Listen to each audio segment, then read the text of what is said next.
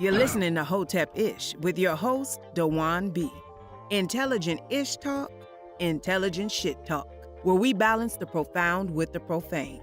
Political satire, celebrity and expert guests, information and entertainment, conversation and solutions. Leave your feelings at the door.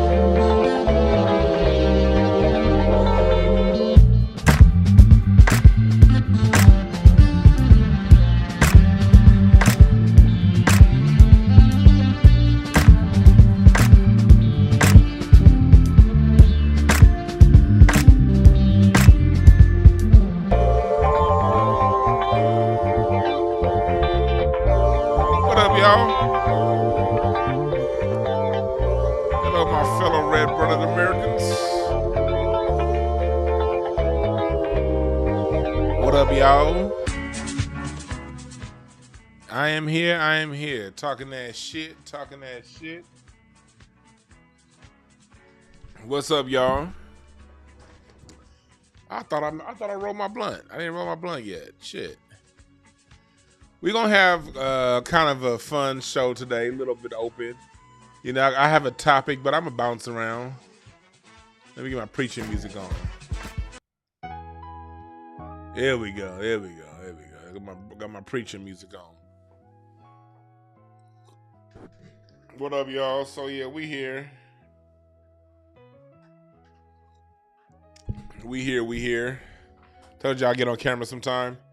I don't feel like getting all the way on camera though. God damn it. I don't feel like getting all the way on camera. I ain't about to have no camera in my fucking face. But what's up, everybody? What's up, Vernon?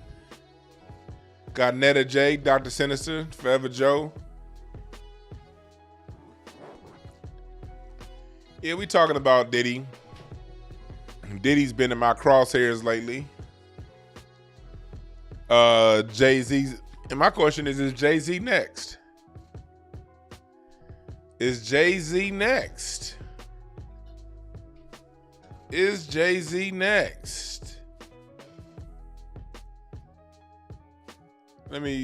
Before I go, I still have my Monday mini readings. For those of you who are into who are into readings, and I'm gonna read in the card into Jay-Z's cards as we get later on into the show to see what's gonna happen to him. Because for those you don't know, singing extraordinaire. I want to give a salute and a shout out to Jaguar Wright. She's been on Diddy's case for a few years now online. She's been on his case, and she's been right there talking about all of his bullshit and debauchery. He's now she's starting to get her sights set on Jay-Z. And the crazy part about it is, as Jaguar Wright's been, as she's been talking, she's been saying a lot of things that have sort of been on my mind that I've seen. So I want to salute to the Queen, Jaguar Wright. Oh yeah, Netta, get a mini reading. I got you. Nigga Vernon said I might change my name because of you. Yeah, what's up, Vernon? Hey, yeah, that's true. No disrespect and no offense to you, Vernon, in the chat room. But most niggas I know named Vernon, all them niggas do is fight. You might be the only peaceful Vernon that God ever made. Most niggas named Vernon, you know, usually niggas ain't named Vernon ain't shit. You must be you the exception, my brother. You said yours was the bomb? Yeah. So we gonna talk about this, and press number 1 if you want me to take some of y'all phone calls. But only press number 1 if your ass gonna call in. Shit. You want to take some phone calls, press number 1. Let me know. See if I should open up my phone line or not. But only press number 1 if you yourself plan on calling in.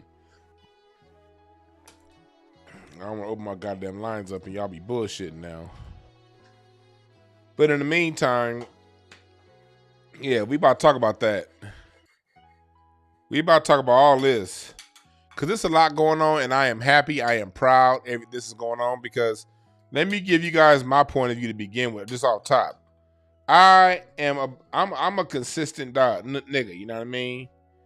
Right is right and wrong is wrong. And I don't believe in supporting somebody doing wrong shit, even if I like their music or whatever else that they do. And I'm not here to, I don't play around with that. I like people being done right. You know what I mean? And so now that wrongdoers like Diddy are being called out, I'm here for it. And then not to say that we all perfect. I've done wrong. You've done wrong. We've all done wrong. The question is, if I talk to 10 people you know, if 8 of them don't have much positive to say about it, that's when it's a problem.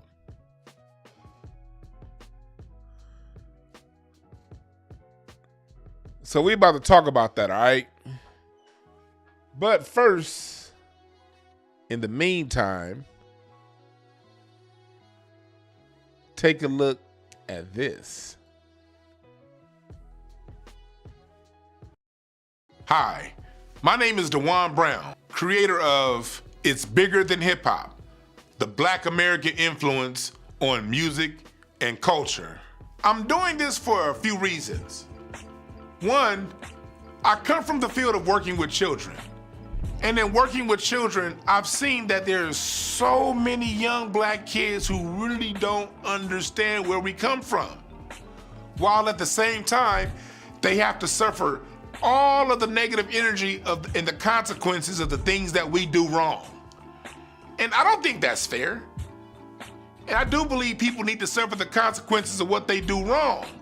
But you should also know how great you are, because in understanding your greatness, you're going to understand how great you are, which is going to breed better behavior. So this is... Hi. What's your name, fool? My name is DeJuan Brown, creator of the Black American influence on music and culture. So what you saying? I come from the field of working with children.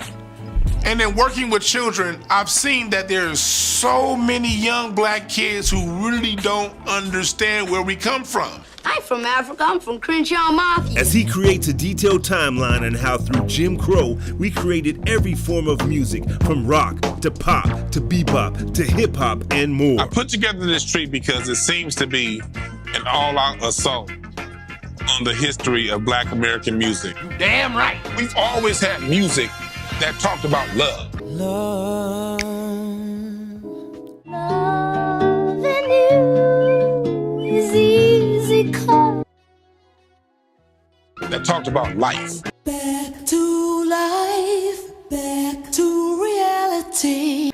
That talked about the agonies of life. That talked about the hardships of life. When it comes into our music, when you put that drum set down, drums, bass, keys, kick drums, snare, hi-hat, you go from swing your hips left and right to the salsa rhythm to bobbing your head on a 1 and a 2. That's the effect the drum set has. So when we talk about hip hop and what it is, it's an extension of the music and the instrumentation that our forefathers created. Check out the live stream premiere of the documentary short, It's Bigger Than Hip Hop, The Black American Family Tree, and Q&A, a fundraiser to create a series detailing music's evolution. Go to DewanB.com for streaming passes and crowdfunding.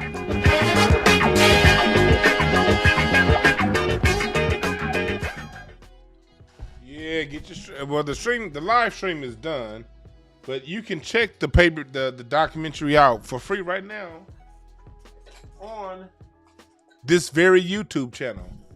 As I look for something to stuff this blunt so we can get going. Hold on. There we go. Let me stuff this and we can get going. But you can get it right now on YouTube right now. Check it out. I got the first episode up there for free.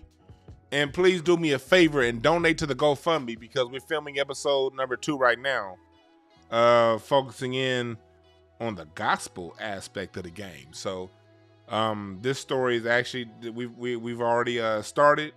I would like to be done with filming by the end of this month, and then get it out to you as soon as possible. The second episode, but if you can, the more you can help me out, the faster I can get this done. So please, please, please donate at DewanB.com. The GoFundMe link is right there on DewanB.com. It's also going to be in the description when I'm done here, all right? So, yeah, we about to get started. Hold on, shit. I got everything here except for my ashtray. Let me go get my ashtray. I'll be right back.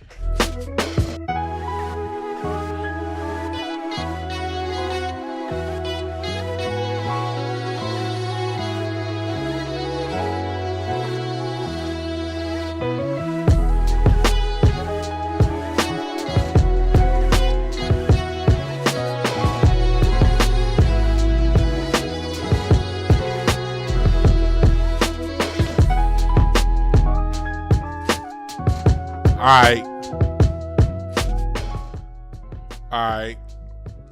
So yeah. So today here we about to get it in. Let me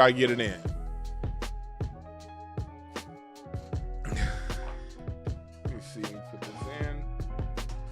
Is Jay-Z next? That's the question. Is Diddy finished? Is Diddy done?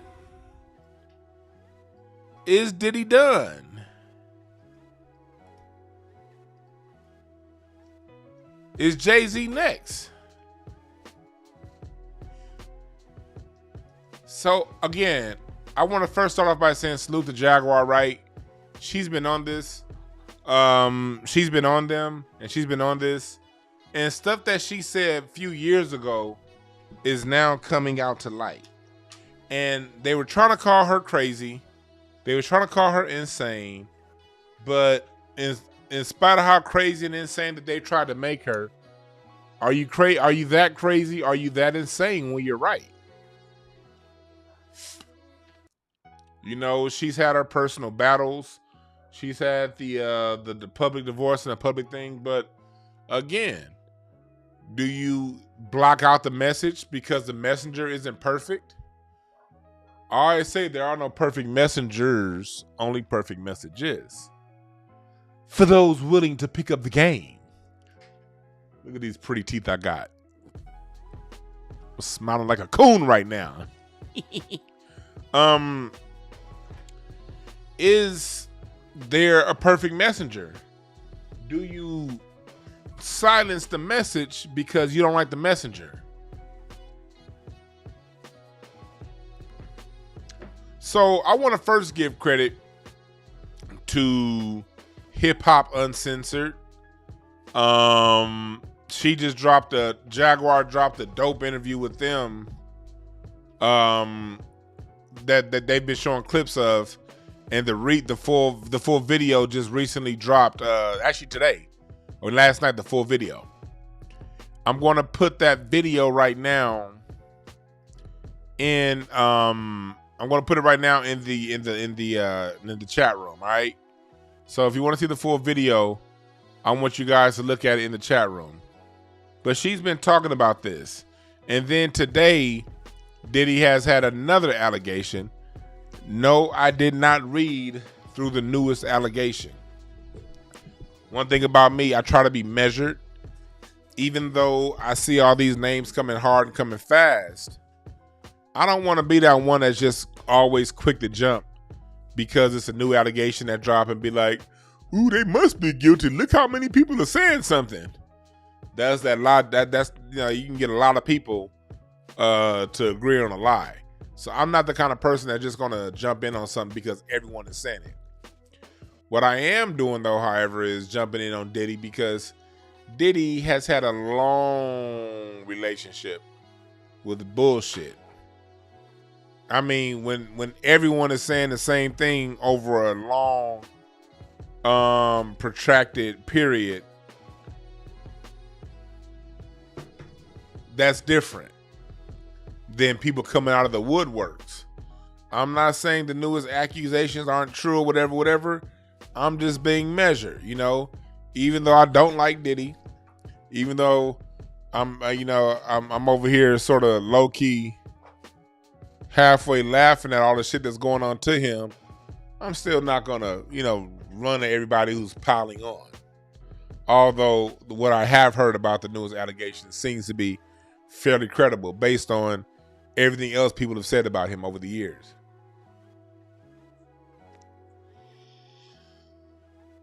So, with that being said, I also want to salute to 50 Cent, because 50 Cent's trolling has been fucking hilarious. And those of you who listen to me regularly, you know how 50 Cent somebody I'm like whatever about, 50 is a great troll, but I would like to see him troll white people more. But in the meantime, I will take this what he's doing right now with Diddy, because that shit 50 Cent been saying lately about Diddy, that shit been so goddamn funny. You go through 50 Cent's Instagram, oh my God, the way that brother is trolling Diddy, that shit is so goddamn funny, I should say. That shit is so goddamn funny. Yeah, so I want to know what you guys are thinking about it, I think what I'm gonna do is I'm gonna be talking, and I'm gonna open up the phone line so you guys to call in with me too. Call in and give me your opinions too on this. Oh shit, I got the homegirl Sherelle up in here. What's up, Relly?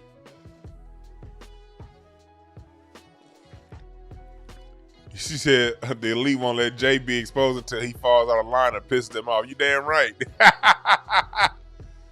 Me and Relly go back. But Sherelle, she's been on. Hey Sherelle, you one of my favorite people to read on social media. You've been on Diddy's and Jay-Z's case since I've known you. Like, you one of the few people who have been seeing through Jay-Z's bullshit from day one. I remember conversations me and Sherelle would have back in 2009, 2010, long before YouTube, about that damn Jay-Z and Beyonce and how much they steal from black people, how they use people. But Jaguar Wright said something interesting in the interview, and I can't find the clip, but so I put the whole video up there, where she said, then this reason why I asked the question, is Jay-Z next? She said, basically, Jay-Z's done, for the most part, what people are accusing Diddy of, allegedly. The difference is Jay-Z's a lot smarter, a lot more cunning, and will stand right there next to you with a smile on his face as he sets you out there to dry.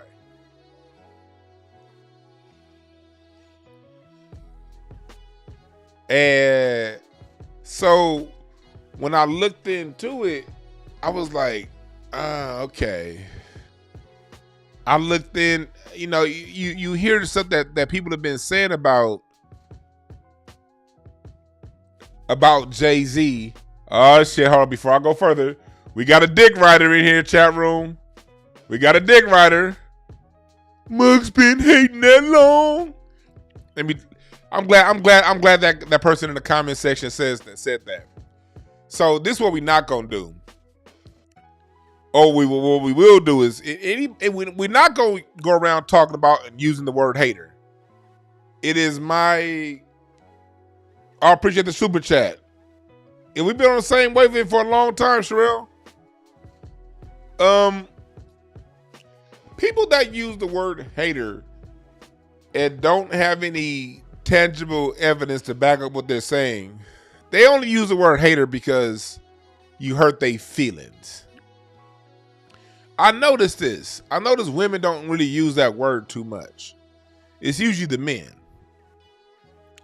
And when you get a man who's been disturbed, you say something to ignite his cognitive dissonance and shoot up and destroy his paradigm over who he thinks is hot. He's going to say you're a hater. Make no mistake about it, people. When somebody calls you a hater, it's because they ain't got shit intelligent to say, all right? You didn't say nothing wrong. They can't prove you wrong. You just hurt their feelings. So when you hurt these niggas' feelings, they don't want to cry in front of your face because they don't want to look like a total bitch, so they're not going to cry. You can't whoop my ass, so you ain't going to do that. So the next best thing is to call me a hater.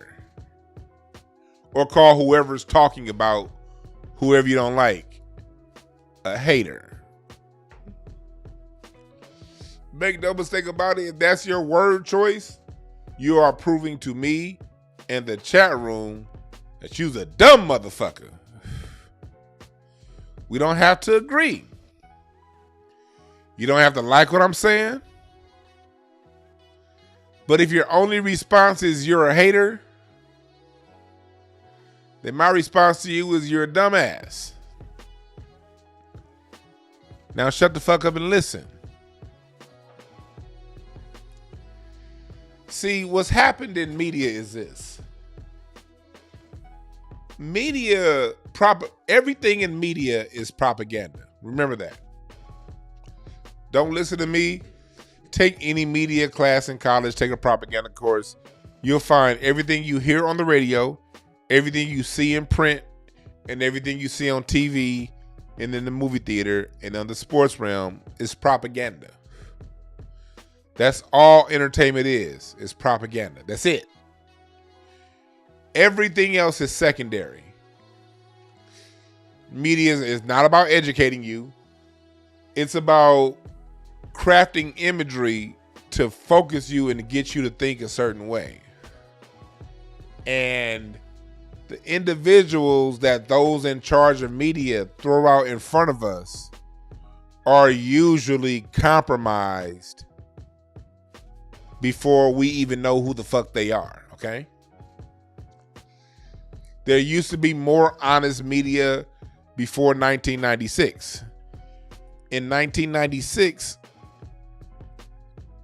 the I appreciate the Cash App, really. Much love. So, what happens is they put these people out there for us to fall in love with.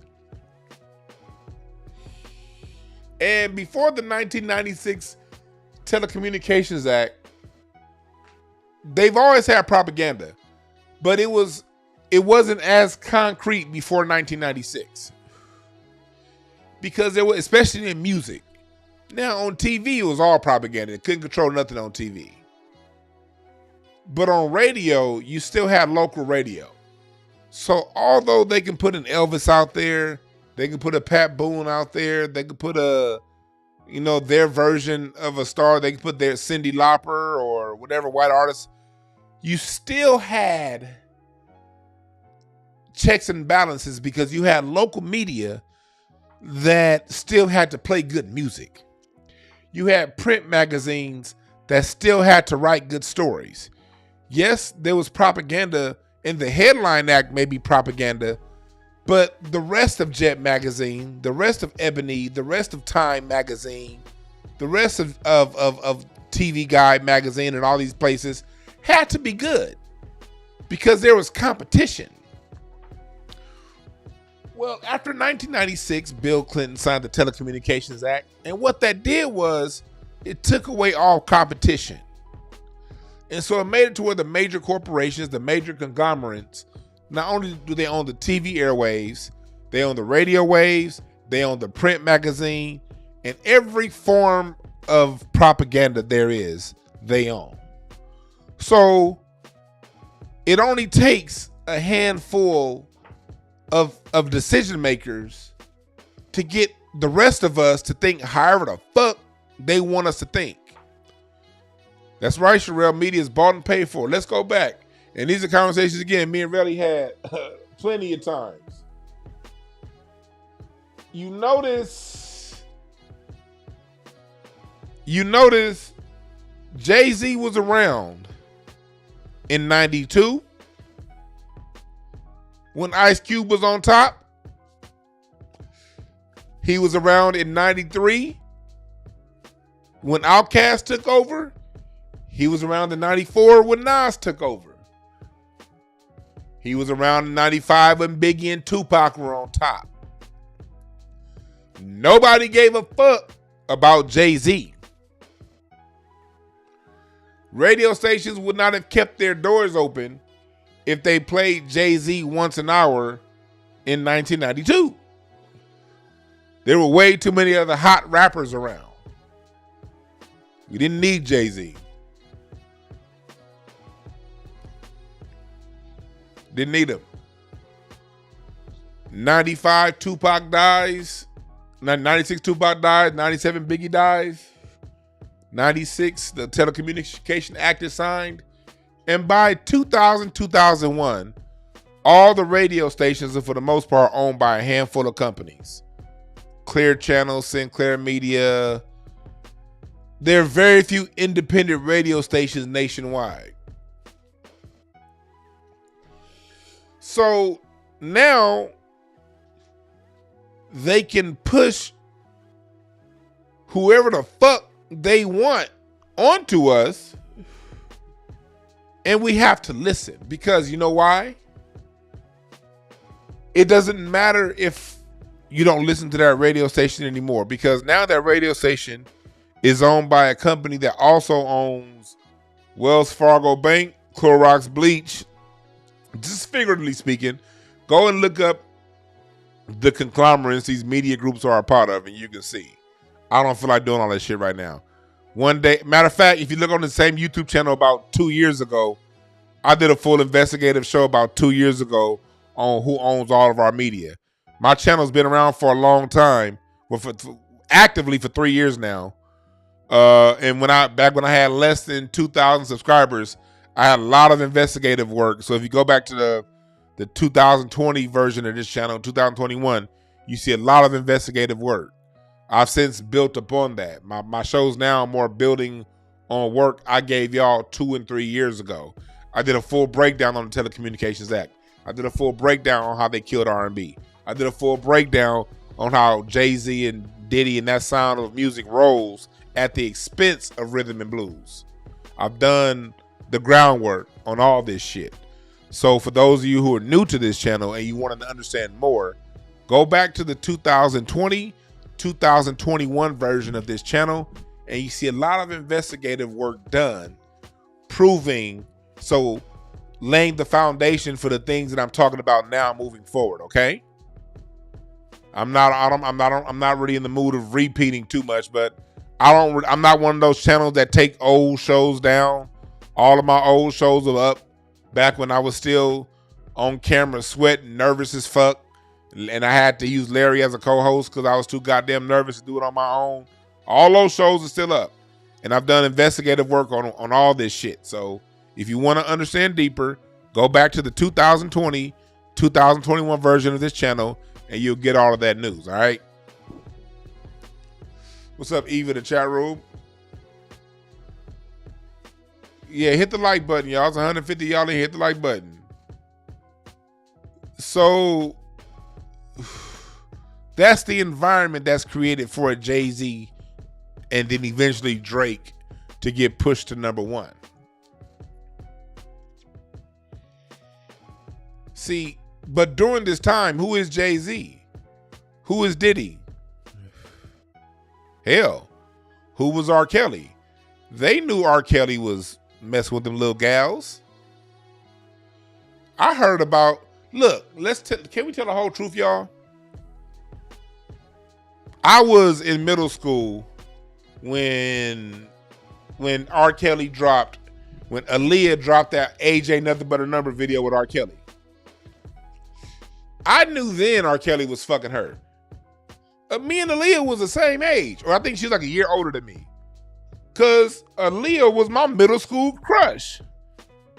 Nigga, when she came out with that, at your best, you are loved. Nigga, can I talk about the aging process and the maturation process of a young man? When Aaliyah dropped right around the time my balls dropped. You dig? Aaliyah came out a little after my balls dropped. And when you're a young man going through puberty, the women, this is science. The women who you're around and who you see most are the women you're going to be attracted to most of the rest of your life. And I was at Overripe Middle School here in LA. I had just met my girl, she was my girl, this girl that I had a crush on, but she didn't know because I was scared to talk to her, and eventually I married her. Years later, my wife. But back then I just had a crush on her. I didn't know her name back then. I was you know, this when you're in the 6th grade and you got a crush on a girl, but you don't really know her name. But like one of my homeboys, they were friends, and so I found out her name through my homeboy. But I was in the 6th grade, nigga. I wasn't a G. I was scared to talk to girls. You know, some of you little fast tail ass niggas always hollered at girls. When I was in the 6th and 7th grade, I was scared to talk to the ladies. Nigga was nervous. You dig? So during that time, I see this chick around the campus. I was like, oh man, I like her. I got a crush on her. But I was too scared to talk to her. And there was a few other girls that I had crushes on in middle school. Sherelle in the chat room, she knows my middle school people. Sherelle, you know the Overripe people, you know, your friends. A lot of our mutual friends. You know.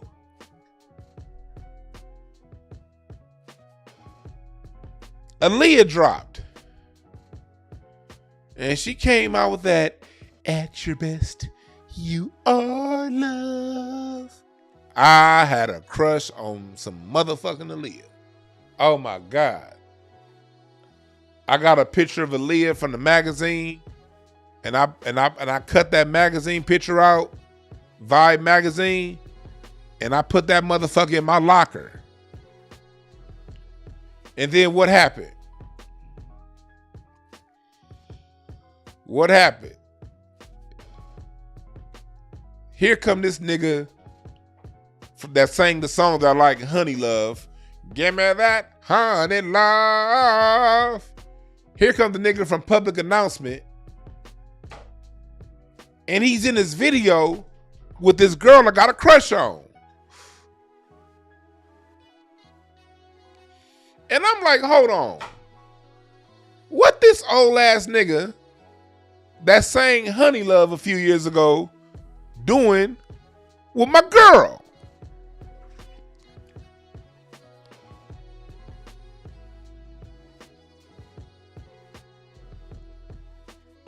Right, Sherelle? You've always been honest about that. Chicks was doing that back in the day, dating the D-boys. I was young. But I was the innocent. I was the 7th, 6th grade boy who had a crush on these girls. My balls just dropped. I don't have the courage to talk to none of them. Now I gotta compete with R. Kelly.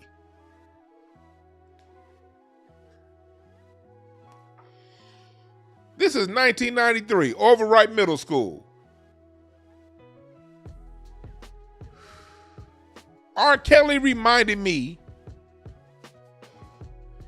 of all them niggas I had to compete with in middle school. I'm in the 7th grade, catching a bus, and I gotta compete with niggas with cars for the girls at my school.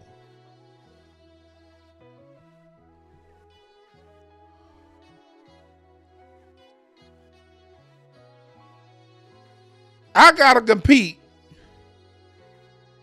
with them for the girls at my school. So R. Kelly, from day one, rubbed DeJuan Brown the wrong way. I ain't like him. I like 12 Play. I remember my first time listening to the 12 Play album. It was at youth camp at church. I remember that. We was going to youth camp. It was at church on the way to camp. And I remember that was my first time hearing the whole 12 Play album top to bottom. I like the 12 Play album. But then when Aaliyah dropped, this was the nigga that was fucking with my girl. So we knew R. Kelly wasn't shit. Especially, and y'all know I do not like downing black women, but if we're going to down the black men, we got to down the black women too. Everybody deserves, if you've been doing wrong, it's not personal. It's about being called out so we don't make the mistakes again. Who are the main people who supported R. Kelly after that? Black women. Niggas liked R. Kelly, but we didn't love him like that. Then I remember, speaking of youth camp and speaking of church, it was these girls in my church named the Johnson sisters. They was dope as fuck. They could sing their asses off. They 3-part harmony was as tight as the Emotions, as tight as the Jones Girls. Them women could sing like in Vogue. They went to one of our other associate church. They went to my church when I was real young, but by the time the early 90s, they dad opened up a church. And one of them, and they got cool with R. Kelly. And one of the Johnson sisters ended up later on marrying Ronald Isley. The other Johnson sister married Philip Beatty from Earth and Fire. I don't know. When R. Kelly released their album, I don't know what went on between them. I never got into that. But when R. Kelly finally released them as a group called JS, they released a song called Ice Cream. And they had them girls whispering. Do you know them 3 women can sing like Mother Mary and Jesus and Moses and Lucifer and all the great singers you could ever imagine? R. Kelly had them whispering. So I didn't really fuck with R. Kelly like that. But I would see how many women did and kept his album around. And then Puff Daddy. Reputation from day one of being a flat out degenerate. I remember hearing stories back in the mid 90s about him holding Mary J. Blige's royalties at Def Jam. About him like humiliating other men. I've never been someone, I'm a big dude. If you ever meet me, I'm 6'2". Even though I'm a very big 6'2", fat yet very athletic, light on my foot dude. I can move. I don't move for my size. I can move. I can easily be people's bullies. I don't play bullying. I don't like bullying. You don't treat people like that. You don't treat people like that. And all you heard was stories about Diddy bullying people. You heard stories about Suge Knight, him getting people beat up in the club, and you heard these people being evil. People being evil. Yet these men still got elevated to the top. These men still got elevated to the top. I'm not gonna defend the nigga just because he a black man. If you want me to defend you, you better be a black man and you better do right.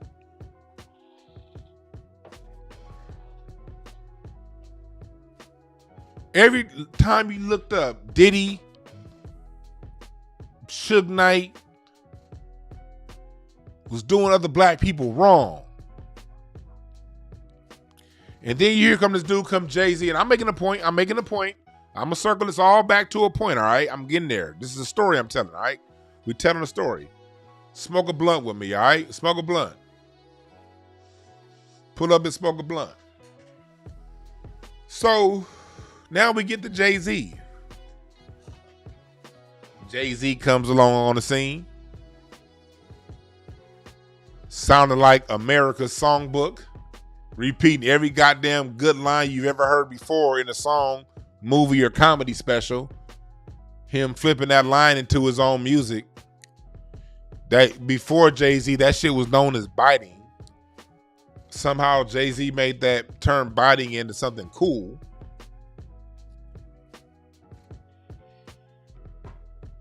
Here come Jay-Z.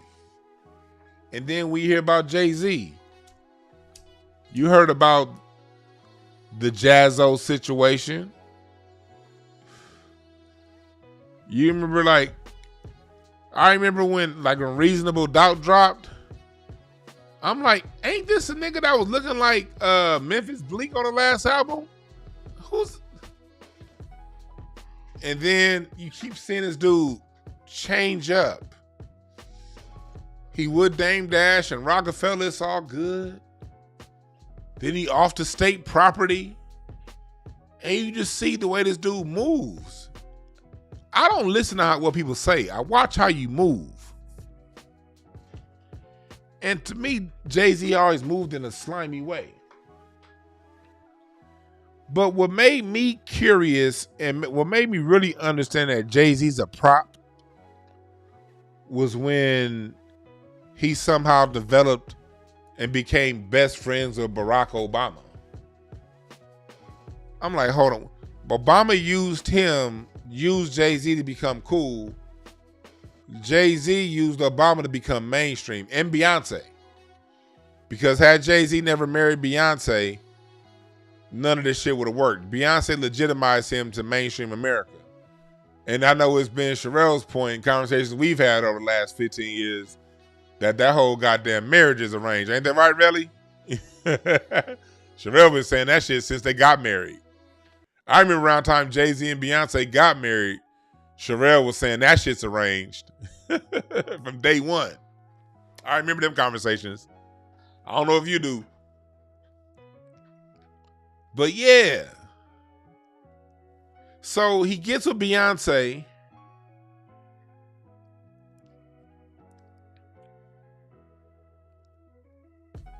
And now he's America's cool guy. We got to understand this, going back to my point about propaganda. When someone gets to rub elbows with a fucking United States president in public, and now all the media is saying all these positive things about them, that's orchestrated. That doesn't happen through happenstance, yo.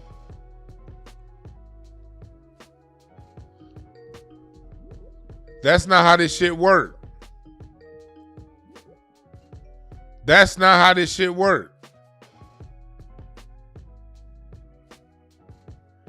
You don't get to rub elbows with the president unless there's something larger going on. Okay? It's propaganda we dealing with here. So that's what made me like, oh, okay. And then right around that same time, Jay-Z's rubbing presidents with the rubbing elbows with the president. Now all of a sudden, all this Jay-Z's the GOAT conversation is coming out of nowhere. If we go back to before Jay-Z's relationship with Obama, let's go back and do some history. If we go back before Jay-Z's relationship with Obama, it was very clear that Nas was New York's chosen son. Press the number 1 if you feel me, if you remember that. Yeah, I got the line up, but I don't call in. Yeah, I did say call in. Let me finish cooking. And I'm going to tell y'all when to call in. Let me finish cooking on this point. Then I want y'all to call in, all right? Let me finish cooking on this point. Give me about 2 minutes, 3 minutes, and call in. So, oh, this nigga Brandon Thomas. I know this nigga. Hey, y'all ever know that one dude? See, this nigga talking shit in the chat room. He the kind of nigga he's a nigga that was in shape. He used to know how his abs looked. Then he got as fat as me. Now he the size of a half of a donut and he want to talk shit. The difference between me and you, Brandon, is I've never seen my abs, all right? I've never been skinny. You used to have a jawline and you lost it. And now since your jawline is halfway coming back, you want to talk about me. Well, look, nigga, I've never seen my jawline. Fuck you. I got love for that nigga B. Thomas though, man. Certain people I just got a high level of love and admiration for, and that's one of them. But back to what I was saying about propaganda.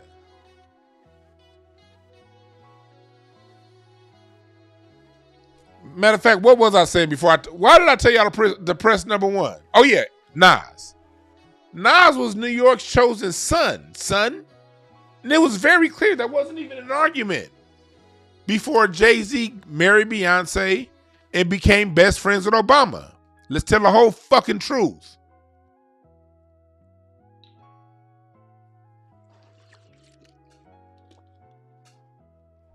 You're right. What's up, my man Ivor up in the chat room? Yeah, Nas is the standard. Yeah. Hey, Brandon. Oh, anyway, I'm gonna text you what I'm about to say. But anyway, and if y'all want to know the person, this sorry son of a bitch right here is also the reason why I be doing shrooms too. This motherfucker right here I have up there, he the one that convinced me to do.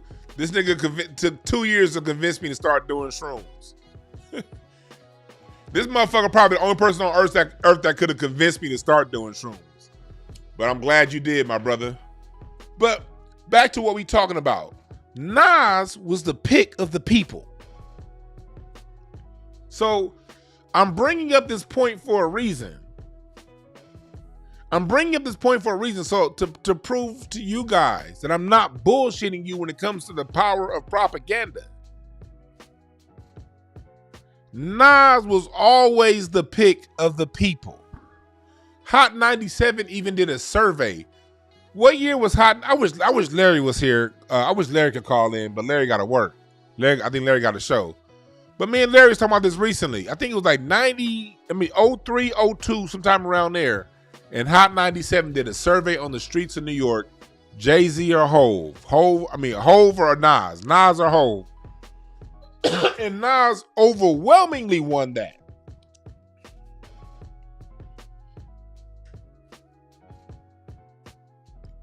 It wasn't until Jay-Z became Obama's friend and married Beyonce and started appearing on Good Morning America.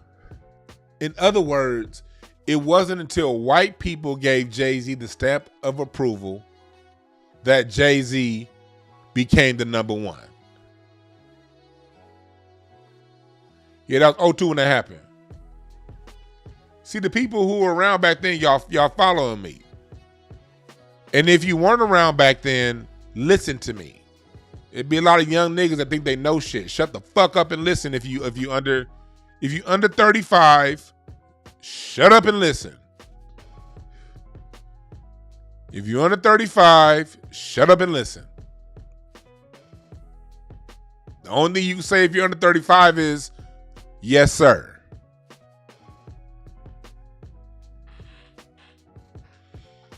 So,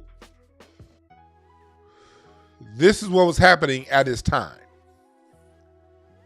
2008, 2009. Facts. If Biggie never died, Jay-Z's career never got to the status it did.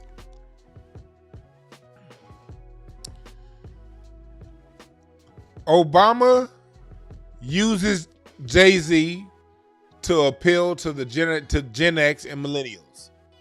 And it worked. It worked. I voted for Obama. I'm not going to sit here and act like I didn't buy into the Obama hype. I was 2008, 2007, I was all in on Obama. I used to argue motherfuckers down over Obama. It wasn't for me necessarily Jay-Z that did it, but that did help. I used to listen to a lot of Jay-Z back then. Kingdom Come was actually my favorite Jay-Z album at that time. So, I could talk this about Jay-Z because I've heard every single one of his lyrics he's ever written. I've heard all of his albums multiple times. I'm a music fucking lover. I listen to all this shit. I make my opinions based on what I've heard, not what I've heard someone else say, but what I've heard directly. And so, Jay-Z, in that relationship with Obama, put him at this godlike status. The next thing that helped Jay-Z was his lyrics. I'm going to give Jay-Z credit for this. Jay-Z understands, just like Donald Trump, just like Adolf Hitler, just like Abraham Lincoln and President Obama and Martin Luther King and Malcolm X and Jesus Christ, the one that they put in the Bible, not the one with that look with the shag, Caesar Borgia. They understand the power of rhetoric and the power of fiat. Write this term down, the power of fiat. The power of fiat.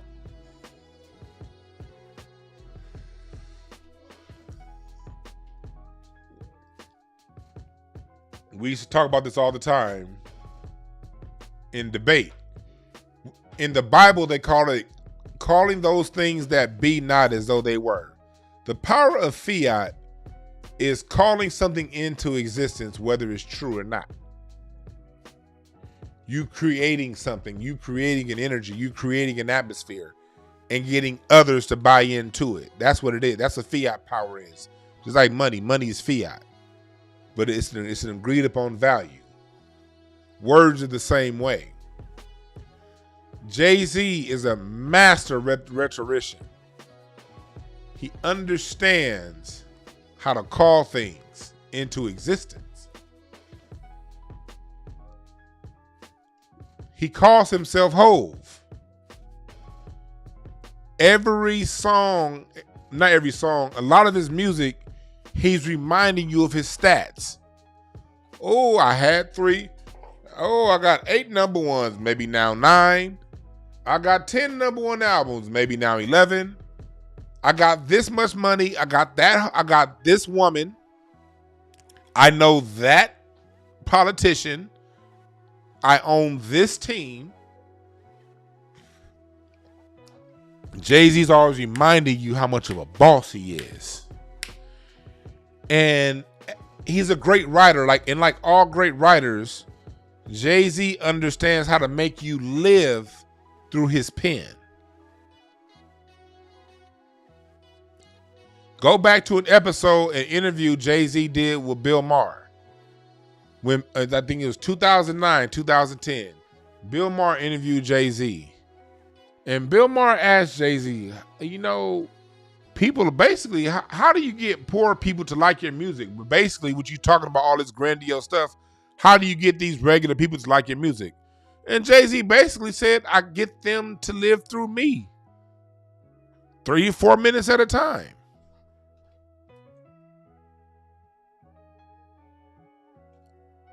So let me tell you something about rhetoric. When you understand how to use it, it's a powerful thing.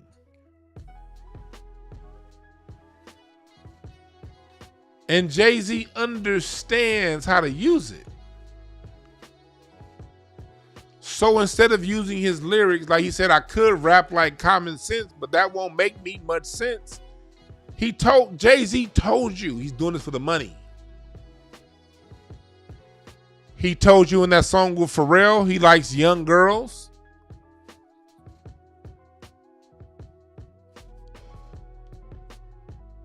This is a post. I was looking at Facebook memory today. And on Facebook memory, this is something I put up on my Facebook memories. Look at this, December 6th from 5 years ago. Jay-Z and Donald Trump are the same thing. Bragging blowhards that shape their followers' reality for them. Both have a bunch of poor, powerless people that live vicariously through their words. I was saying this shit before I got on YouTube. I've been talking this for a long time. I didn't start my YouTube platform, really start doing this shit to June 2020. This is some shit that I wrote back in 2018. How many likes did I get? Let me see how many likes did I get? Look, I only had 16 viewers to that story. See? Now these same motherfuckers that couldn't hit like on a nigga's post 5 years ago, these same motherfuckers that couldn't hit like on a nigga's post 5 years ago, now hitting me up, can I get free tickets to see you and Tashina Arnold at the show? No, nigga, fuck you. You didn't like my shit back then.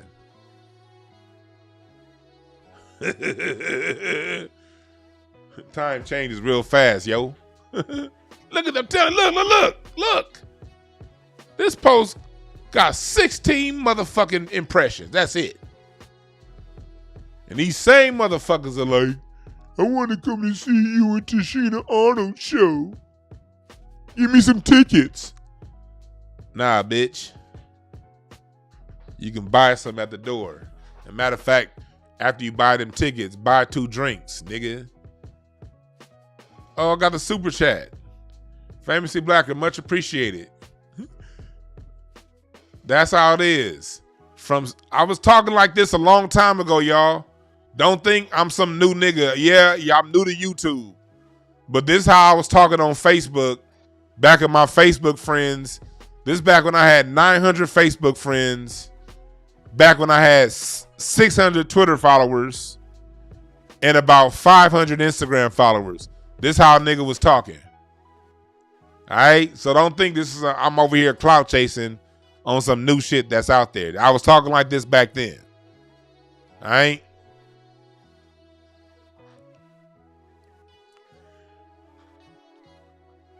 Yeah, this is still me when I find out somebody's birthday. I'm gonna look into Jay-Z's cards. Let me go do some of my Facebook memories. Oh yeah, this is something my dad told me. Never play games with women. Remember I told y'all that. Oh shit, I was on live this time 2 years ago. Okay, yeah. So anyway, back to what we talking about. So that was just a quick commercial break to y'all to be who you are. Don't worry about how many likes and subscribers you got. Be who the fuck you are. It ain't about what somebody liking and subscribing. It ain't about how many impressions you get. It ain't about none of that. Be who you are. I was talking like this shit when it wasn't popular.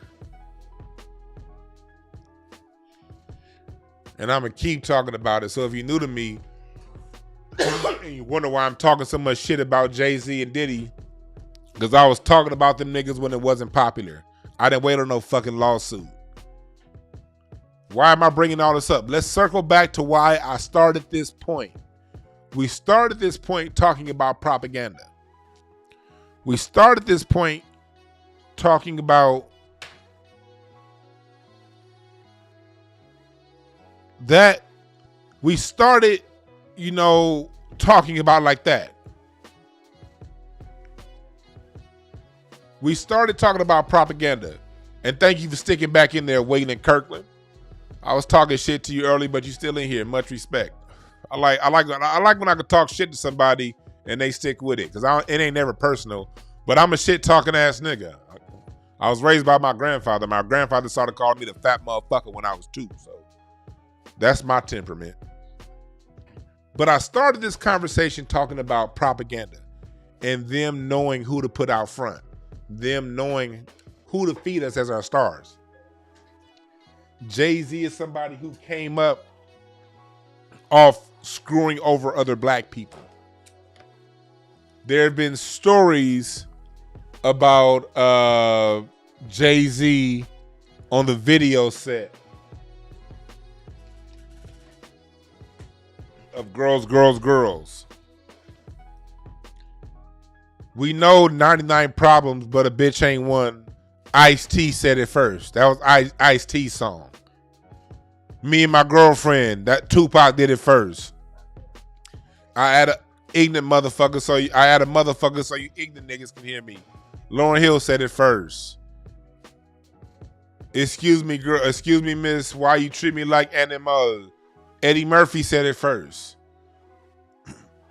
Jay-Z is the most rhyme stealingest, word stealingest ass artist we've ever motherfucking seen. And he has a long reputation of being reckless. We've been knowing about him and Foxy since the 90s, yo. We've been knowing about his alleged, again, this is all alleged. The show is for entertainment purposes out here. This is just my conjecture. This is me putting my own 2 and 2 together. I might be going crazy, yo. So I ain't saying I know it all. I might be hallucinating. I don't know. But I'm smoking weed. So, hey, this is just entertainment, you guys.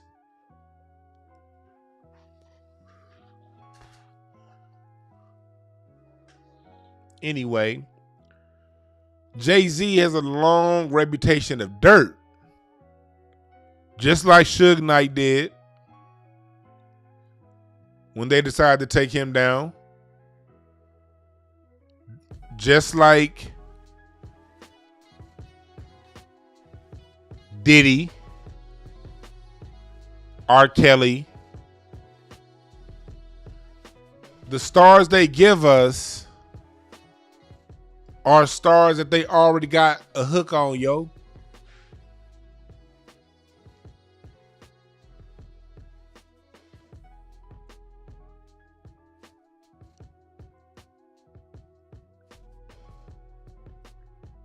The stars they give us is baked in a cake.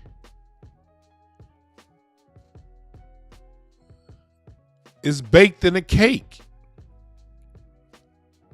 If the people that they've been giving us, especially post-90s, because again, before the Telecommunications Act of 1996, you can get real popular just because your music is hot.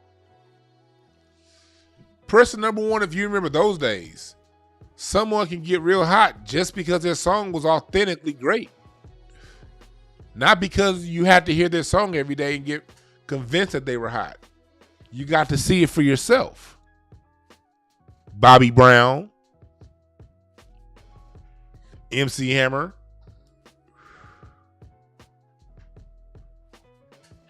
people who got famous because they were just good. You could do that before the 1996 Telecommunications Act because local radio stations had to keep their doors open. And the only way you're going to keep your doors open is if you're playing good fucking music. Now, payola has always been around, of course. But you couldn't have payola only radio because you would have gone out of business to the radio station down the street. Because the radio station down the street would have balanced their payola with hot music.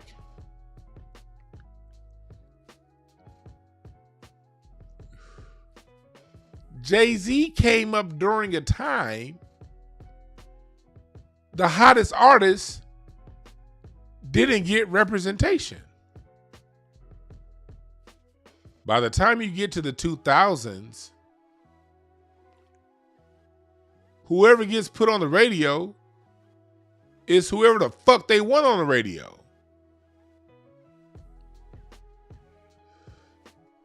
Not whoever's the hottest. That's the times Jay-Z came up in.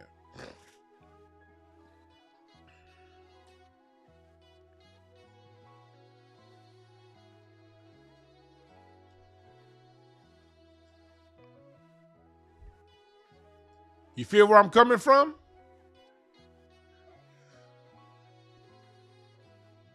But why does he get put to the front? Why does Puffy get pushed to the front?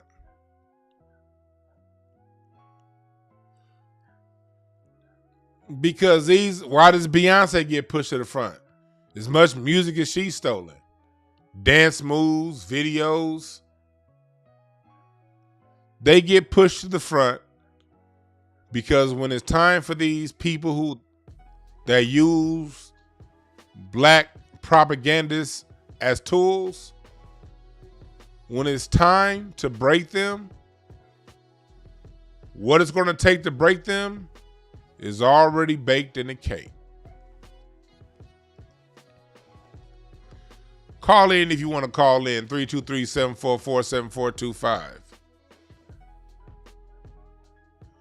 323-744-7425.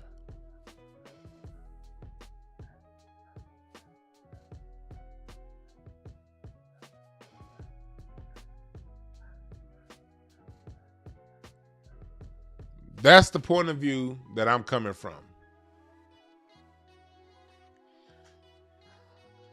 Diddy's done. You can tell they've used him as much as they're going to use him. Is Jay-Z next? Who knows? What's up, caller? What's your name? Where you calling from? What up, bro? This Ivor, man. What's to it? What up, Ivor, man? What's good, brother? Chilling, man. You picked a good topic to touch on tonight. Because I got a lot to say about it. Go ahead, cook, brother. No question, man. Yeah, your boy on borrowed time. You know what I'm saying? He been running amok a long time. And also his 30 years is about up where he can claim ownership of a lot of things. You know what I'm saying? Let me pause. Let me have you pause for 1 second. For those who talking about 30 years, he's coming up on that time. He has the right to revert to get all of everything, all the masters that he don't have. He has the right to get all that stuff back and now take true ownership of his career. So that's what he's referencing to. But go ahead, brother. Yeah. So, he got that going on. And, they've been burying stories. And I was thinking this a while ago. You remember the guy they called the Black Godfather, Clarence Avant. Clarence Avant, yeah. Rest in peace. Yeah, rest in peace to him. But I think they've been kind of looking in between him and Puffy of which one of them that they would put in that position. And I was thinking that, okay, maybe it'd be Jay-Z. But Jay-Z really got more dirt on him than Puffy did. Well, possibly, yeah. But it's close. Because when you factor in the alleged kids that he got by these underage women, that, he got some grown kids out here that, the stories have been told. Even the New York Post and New York Times have touched on. but the stories will come out, then they'll bury them. Yeah, So it's yeah, like, yeah, you know, yeah. they've been playing, you know, games to see. Okay, well, you know, we got this on you. We can put this out. Oh, we'll pull it back. So it's like they deciding on if they're going to have one of them in their seat. But I think they're just going to take them both down, and then they'll just leave that seat open for a while, and then get another gatekeeper to put there. So yeah, he on borrowed time, man. I want you to rock with me real quick. This just popped in my mind. I want your opinion on this, brother. Mm-hmm. I just thought about this. Jay-Z has been very effective. You know, one, he's been effective. He helped gentrify Brooklyn. Me being a basketball fan, I know they have been trying to get the New Jersey Nets of Brooklyn since the 90s. And it didn't quite happen until Jay-Z made it happen. He snaked the public. Man. It was terrible. And more recently, he got niggas back to watching football. Yeah. And so that's a recent win Jay-Z got, meaning within the last 4 or 5 years. So far, Jay-Z is still knocking in singles and doubles. His music, you know, people are starting to see through his music a little bit, but socially, he got a lot of these dudes so wrapped up. It may not be time for his coat to get pulled. What do you think about that? That's you made an excellent point there. My thing, like I said, going back to the 30 years situation, is where I'm kind of conflicted. Are they gonna pull the rug from under his feet, or like you said, is he a useful tool that they can go forward and maybe get him to, you know, get a mass of people to go this way or that way. So it is interesting to see, because okay, if you don't use Jay-Z, who are you going to use? I don't think the LeBron James situation will work, because it ain't enough. It's too many of us that's in our 40s that know better, that know the game, that know, you know, how he's manipulated basketball to still get less championships than everybody else. Right, he destroyed the game, and just think where he would be without clutch sports. Right, his career would have been over. It'd have been over. Yeah, you know. So yeah, so that's an interesting caveat you brought up. I don't know. Yeah. Wow. I put it out there, man. I'm gonna take some more calls, bro. But I appreciate you calling in, man. It's always a pleasure, bro. Yes, sir. All right, take it easy. Yeah, I thought it out there. Is it time for Jay-Z to be done yet? Call in 323-744-7425. I do not have a switchboard, you guys. So my phone, just let y'all know, I don't have a switchboard, and my phone only rings twice. So I looked into getting a switchboard, but I don't take enough calls to pay for that service. I really don't. What's up, caller? What's your name? Where you be calling from? Yo, what's going on? Calling from Long Beach, California. Long Beach in this motherfucker. Ooh. I was just at Harvell's this past Saturday. Summertime in the LBC. I was just at Harvell's in Long Beach watching my man J-Mo get down on guitar this past Friday. Oh, that's what's up, man. Hey, I wanted to ask you, man, because I don't even think you remember me. I used to kick it with you, Craig, Otto, and Eagle Rock at the podcast. I was the little dark-skinned nigga that pop up from time to time, be in the back. I was there when Kevin McCall was crazy. Yeah. I remember you, dog. Where you been? You good, dog? I'm alive and well, you know what I'm saying? So I try not to complain if I can still breathe and move my limbs, you know what I'm saying? Yeah, I used to be in the back, and then the niggas on the chat room on Craig Facts be roasting shit out you in the background. They was killing me.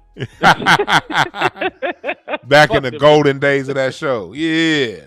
Yeah, yes, sir. It's actually good to see you still doing your thing. You know, I'll be chiming in from time to time, seeing you on YouTube and shit, still supporting and whatnot. But I actually, is your number still the same?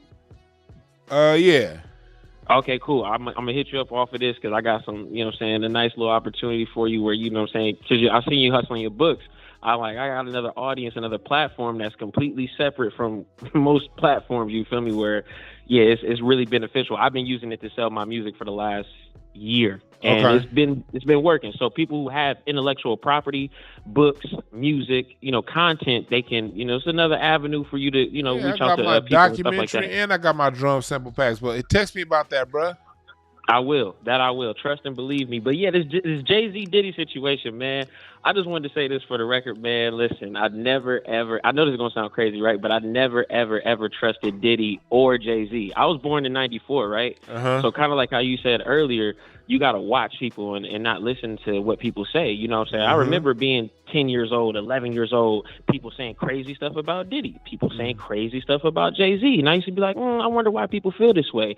As I get older, 15, 16, 17, you start to see the actions behind these men. You start to see how they act and how they treat certain people they came up with in the industry. It's not a coincidence if you have 5, 10, 15, 20 people all yelling the same story. You know what I'm saying? For 10, 20, 15 years, I've been hearing the same stuff about Diddy and Jay-Z. And after a while, I'm just like, okay, it'd be kind of crazy for me not to think like, okay, maybe this man is, right. He might be sadistic because it's human nature. Once you get enough power, once you get enough influence, it's hard for most people to stay level-headed. And especially when you can do stuff and get away with it and you have influence, it's the perfect recipe for disaster, in my opinion. There's very few humans in the history of mankind who came into power or came across power, money, and actually handled it responsibly. You're right about that. It's very few people who handle power responsibly, but also understand that the people, and I'm glad you made that point, man. And I'm gonna holler at you. I'll keep talking on that point. Thanks for calling in. Yes, sir. Yes, sir. Yeah. See, the thing is, and I said this before, you always gotta look at who's funding the power. Diddy is Clive Davis's boy.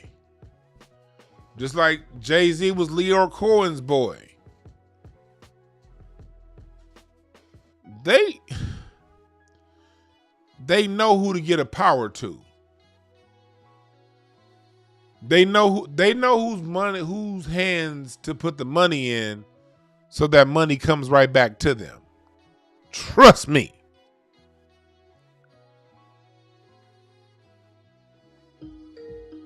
They understand this. What's up, caller? What's your name? Where you calling from? Hey, bro. What's up? It's Mark from Illinois. Mark from Illinois. What's on your mind, brother? Hey, yo, what's up, brother? The thing I want to say when it comes to Jay-Z, even it's Nas, of course, but even after Nas, you have to say, what's his name, Big L, because Big L was like the real deal back in those times. But he died, I think, in the 90s. But he was very popular, because it was a lot of other guys before Jay-Z when it comes to the East Coast with New York and all that. Yeah, as soon as it comes to the East Coast with New York and all that, it was a lot of men right before him. So it is weird that they put him on a main thing, especially when Biggie Smalls and all them was alive.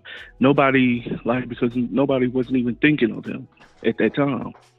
So I find it to be weird that how he just got picked up out of randomly with so much talent out there. But yeah. But that's my opinion. That's all I wanted to say. I appreciate that call.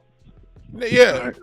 No, you're right. No, because it is weird. Because I'm glad he said he made that call and made that point. Because it's a lot of talent. A lot of talent in rap, man. And if we look at who was around in 93 versus who stayed around in 2003, it was only a few rappers that died. Eazy-E, Biggie, Tupac. The rest of them niggas live. Or Mossberg died. I thought Mossberg would have been good out of LA. But there's so many great rappers.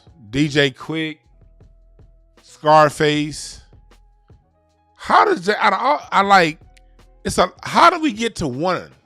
How do we get to one great rapper when you still had Outkast? You still had. How do we even get to the mindset of it being a GOAT in rap, a number one?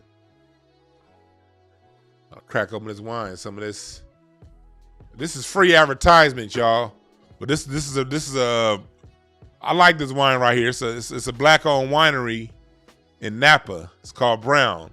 No, it's not me. I don't own it, but I got it because it is my last name.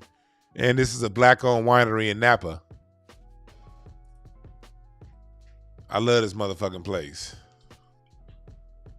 It's a 2021 Zinfandel. My wife don't like Zinfandel, so I kill the Zinfandel bottles on my own.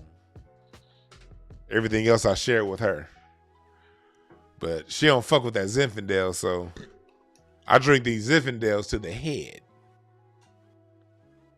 So anyway, call in 323-744-7425. We talking about it here. How does Jay-Z, Diddy get elevated to the top? Is Diddy done? Is Jay-Z done? Is Jay-Z next? Or does Jay-Z have time? I was honestly thinking as I started the show, I was honestly thinking in my head, my mindset was leaning more so Jay-Z is next. And it very well possibly can be.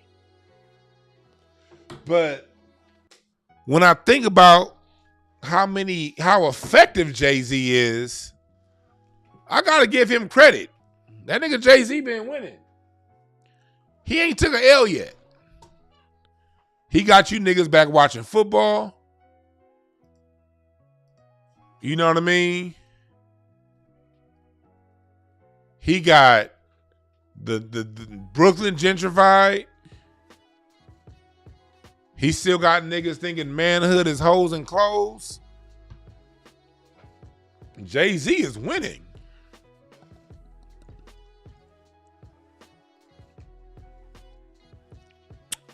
Jay-Z is winning.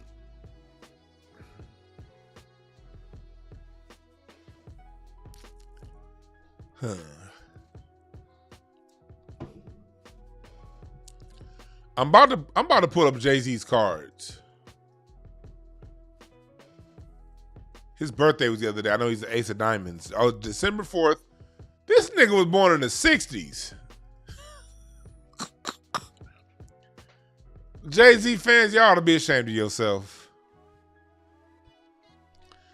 You are down with a rapper who dominated the 2000s. This nigga was born during the Vietnam War. And he dominated the era of Lil Wayne. The fuck?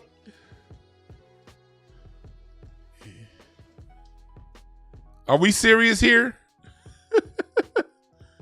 This nigga was born during the Vietnam War.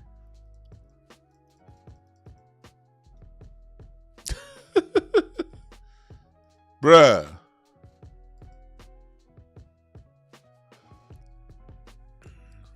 This nigga Biz Martisa, Ace of Camels. Man.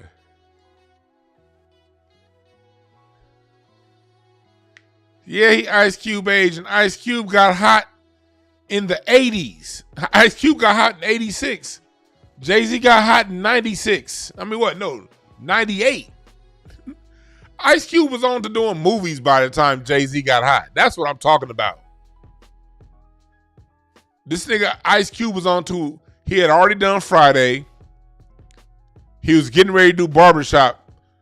Ice Cube had done 2 groundbreaking movie franchises by the time Jay-Z got hot. The Barbershop and the Friday.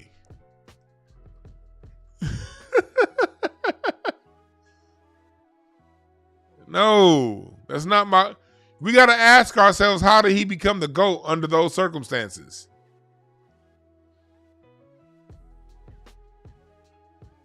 We got to ask, how did he become the GOAT with those being the circumstances? Huh?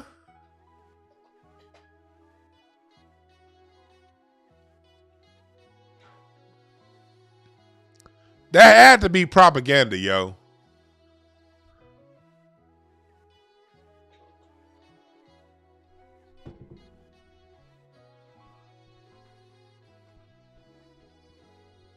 That had to be, look, that has to be propaganda. There's no other way you can. You guys say, yo, that's why he's trying to make 30s New 20. Yeah. And if you wanna look at how immature the song 30s New 20 is, I challenge you to do this. Listen to Jay-Z's version of 30s New 20, and then go back and listen to Andre 3000's remake of that song. And you'll hear the difference between what true manhood is and immature fuckboy bullshit manhood is. What's up, Carter? What's your name? Where you calling from? Hey, it's KL calling out of Chicago. What's going on, DeJuan? Chicago cold than the motherfucker. What's up, brother? I'm chilling, man. Like you said, it's cold as hell. I'm sitting in the garage, got the cigar going, little drink, good conversation you know what's funny? On the pod, so I'm good. You said you got a cigar going? Yeah, one of these Cohibas. I was in Cabo San Lucas last week, and you know what I had to get when I was in Cabo? I had to get Cohiba Cubans.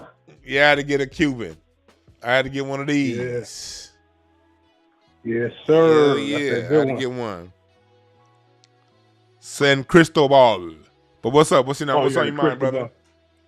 Hey, bro, I'm going to say something that you ain't going to like, but it's all good, though. I'm a Jay-Z fan, and I ain't here to defend it, so let me get that out there first of all. You said something just a second ago, and it's the truth. The thing is, Jay-Z's smart as hell. Jay-Z, the reason that he became the GOAT is because he started putting himself in the same room with the hottest rappers alive. Thing is, Jay-Z ain't never really been the GOAT, but he always aligned himself with the greatest. And Jay-Z, from 2000 to now, ain't never been the number one artist. If you think about the early 2000s, Lil Wayne, Eminem, Nelly came through, DMX came through, Nas was killing. You get to the mid-2000s, Ludacris was still killing. Lil Wayne took over from 06 to like 2013. So Jay-Z ain't never been that one, but he's always been in the room with those same hot rappers. So that's why he is where he is right now. I got a question. Yeah, because I've always wanted to ask this question. Because I've heard people say something similar to that before. Okay. How does somebody get to number one never being number one? How does it math? How's that math? The same way with Future. He got something that everybody wants. Everybody wants Future's beats. You know what I'm saying? So to get his beats, you got to put the man on the track, or you got to align your way. You got to align with him some type of way. No. I was saying he was the same way. How does somebody get elevated to number one, never being number one? I don't think I fully understand the question, because he's, to me personally, even though, like I said, I'm a fan of him, he's never been number one. Yeah, he's never been number one. So if we can go with the opinion, just say we're both of the same opinion that, and it's all opinion based. Well, we're both of the same opinion that he's never been number one. And for me, for that reason, that's specifically why he can never be number one, because he was never number one. How do people? But a lot of people, and I'm sure you've heard this. A lot of people's math will say, yeah, he's never been number one, but he's still the GOAT. Like, how does that math? I've heard that. Yeah, I've heard that several times. But one thing I have heard, being from Chicago, is that a lot of people here in Chicago don't fuck with Jay-Z. Period. A lot of people outside New York don't really fuck with him. Honestly, if you really start asking questions. But and you think about it, people in the South didn't fuck with Jay-Z at all. But then you get him on the track with UGK, and now he the biggest thing in the South. Even the people in the South will still say, yeah, he big, but we still fucks with Scarface. You dig what I'm saying? Right, and the same thing. Like he did the same thing with Juvenile. Like, I think they just said recently, like Juvenile put him on that High remix, and then nobody in New Orleans knew who the fuck Jay-Z was. Yeah, like, to me, Jay-Z, he's the greatest clout chaser in rap history. But yeah, that's a good label for it. but I appreciate you for giving us a call, brother. All right, no problem, man. Take it easy. Yes, sir. Yeah. Jay-Z's the greatest clout chaser. So with someone with this kind of a reputation, how do they get pushed to the front? How does that math? How does those two things add up? Propaganda.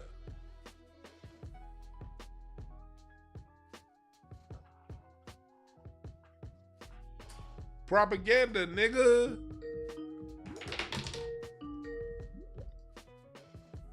What's up, caller? What's your name? Where you calling from?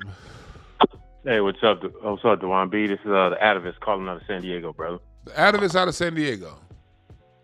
Yeah, born and raised in New York, though. So it's funny, man. I'm from the Bronx, and I'm 56, and so I'm 2 years older than Jay-Z. So I'll give you a little perspective. I lived through all that. Don't want to get too specific, but did some running around back in those days. I don't remember a lot of people in my vintage being a big Jay-Z fan until I don't know, man, until they just kept playing him over and over and over and over and over again on the radio. Uh-huh. And then, you know, he did that battle with Nas, you know what I'm saying? And then the narrative was, well, you know, Jay-Z didn't lose. He brought Nas out. Nas ain't make no albums and da-da-da-da. But everybody that listened to Ether when it came out knew. And anybody that listened to Nas before knew that Jay-Z. And I'll say this and I'm out. This is like saying George Gervin is the greatest basketball player of all time. He ain't got no titles. You know what I'm saying? Like, he's a great player. But he ain't the best of all time. You know what I'm saying? And like Jay-Z is not even in my top 10. Never was. And I've been screaming like you, man, for years. Like, this dude's a plan. He's been seated there. Last thing I want to say is, do you remember when Chris Rock had that movie and he had that little sarcasm, like every 10 minutes it would be a Jay-Z song coming on. Yeah. So he stopped whatever he was doing and keep bopping his head. I forget the name of that movie, but that was really good comedy because that's just how it was. Like, all of a sudden, that's New York niggas looking like, wait a minute, where is Tribe Called Quest? And all on the radio, BLS and 100, that's all he kept playing from like 90, 98, 99 till about 2005. That's all he kept playing. Yep. All right? Thanks a lot, brother. Yes, sir, man. You have a good one. Appreciate the call. You too. Thanks. I'm out. Yeah. Yeah, man. Like, we got to ask these questions, y'all. We have to ask these motherfucking questions, nigga. In the meantime, I need y'all to do this quick commercial break. I need y'all to go to DewanB.com. That's where my documentary's playing right now. It's on DewanB.com. You can click on it and get to the YouTube link. And I also get you donate to the crowdfunding. I'm filming episode 2 right now, and I need your help. So go ahead and go to the crowdfunding right now. Donate to the crowdfunding. I appreciate that. Oh, I just got a super chat for the documentary funding. Appreciate the super chat. It's bigger than hip hop. What's up, caller? What's your name? Where you calling from? Nigga, it's your favorite person on earth. I'm calling from heaven, ho. Man, yeah, you calling from heaven because I knocked your bitch ass out and sent you there, bitch. Nah, that ain't gonna never happen, weak ass nigga. Nah, fuck you, Larry. Yeah, nah, I don't want to hear that. Yeah, because I said so. Man, shut up, bitch. Nah. Now, I don't know if you was listening earlier, but I was talking about earlier. We've had these conversations many a times about Nas in that Hot 97 day where you said when people were trying to figure out who was the king of New York, Jay-Z and Nas. Start off talking about that, and then go ahead and go where you want to go. But I want to hit on that point first. Well, I remember that that was when they was trading distance back. The Takeover came out, and then Nas waited and put Ether out, and they were and fucked the whole game up. And then they were on Hot 97, who's the king of New York, and everybody voted for Queensbridge. And Jay-Z came out with that that bullshit, super ugly. This, and legend has it that his mom called up to the radio station, was like, hey man, you dog, stop, like this too much, because he was talking about throwing rubbers in Nas' baby mama baby seat. It was weak. Yeah, it was pretty lame. So, but yeah, she was weaker than your chin, nigga. Nah, fuck you. It's weaker than the soles of your shoes, bitch. But but yeah, I saw the title of the show, and I mean, it very well could happen. I'm gonna tell you why, dog. I'm pretty sure a lot of listeners remember this. There was a documentary that came out years ago. It was all, somebody turned it into this little part I'm going to bring up. They turned it into how you say it, GIF or GIF? I don't know, a GIF, however you pronounce it. But there was a certain part of it. What was the name of it? The Hard Knock Life Tour. It was Rough Riders. I can't remember the name of it, but it was when Rockefeller and Rough Riders went on tour, and they did like a documentary on it. I can't remember the name of it, but there was a part of it when it was a woman. I guess she was coming in for sound check. I don't know what she was coming back in there for, but Jay swung on her, like he punched her. What? I remember that. Dog, I'm sure the listeners, if you look at the chat, somebody's gonna remember. But I'm gonna get the name of the movie. But it was playful. It looked like he did it in jest, but he swung on her. And if anybody want to bring up old shit, that's something to bring up. Like that, I don't know if they scrubbed the internet of it, because they seem to have scrubbed the internet of a lot of Sean Carter shit. Has anybody in the chat brought it up? Does anybody remember? DL Tim said Backstage. That's the name of the doc. It's called Backstage. There you go. There you go. There you go. Thank you, bro. Okay. Yeah, that's the name of it. Go look. You never seen that, D? No. Okay, yeah. It happened. It literally happened. It's when Jay we had short hair, and he was wearing the jerseys, and he had he was wearing the baggy clothes. It's on Prime Video. Huh? Yeah, it's on Prime Video. I just found it on IMDb. Okay, yeah. Go check it out. So if somebody they can bring that up. They can also bring up, I mean, legend also has it that he was messing with Aaliyah before Dame Dash. So, shit. But a lot of people, I mean. Yep, I remember that. Yep. Oh, okay, Foxy. And there you go. Now that's Foxy the real. Brown, yeah. She was a teenager. Uh-huh. Also, dog, I don't want to besmirch the brother's name, but I mean, he did a good job of it himself. Dog, you was on tour with R. Kelly, nigga. Yeah. You made an album with R. Kelly. Yeah.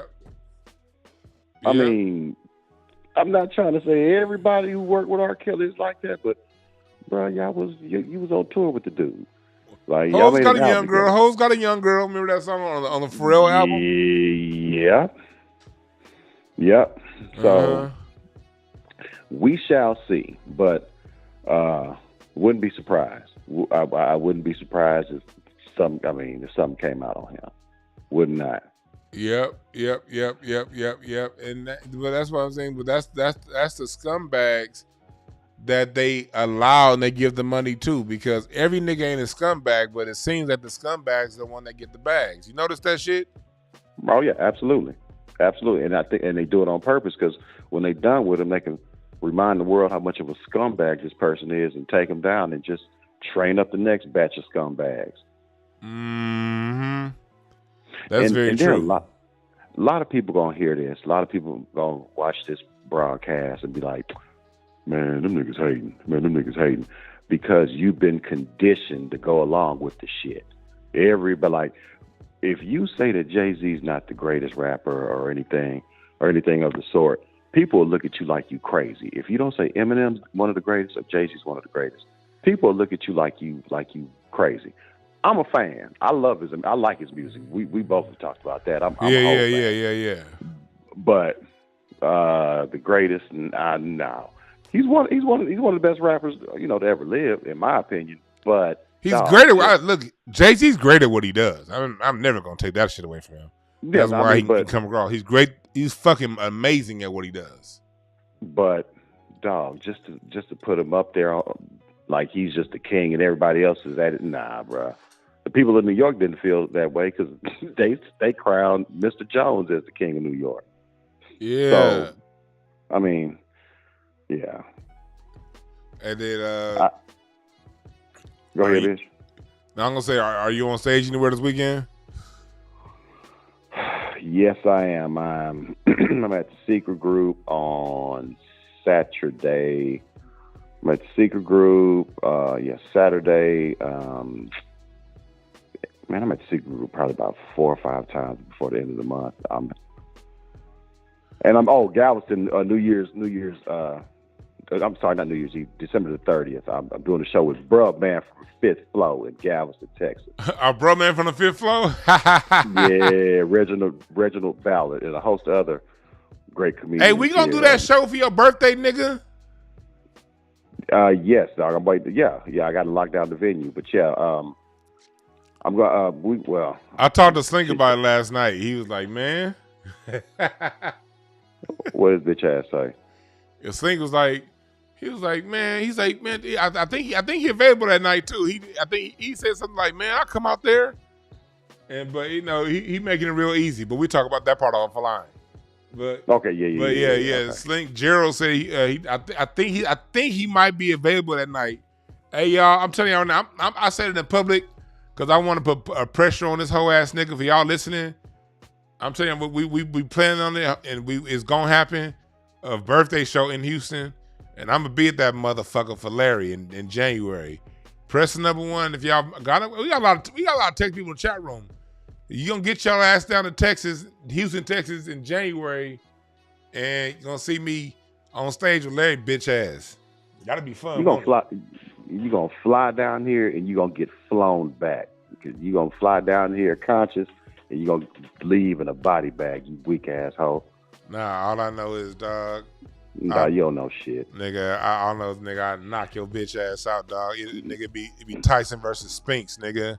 And it'd be Tyson versus Spinks. And your bitch ass look like a Sphinx. Bitch.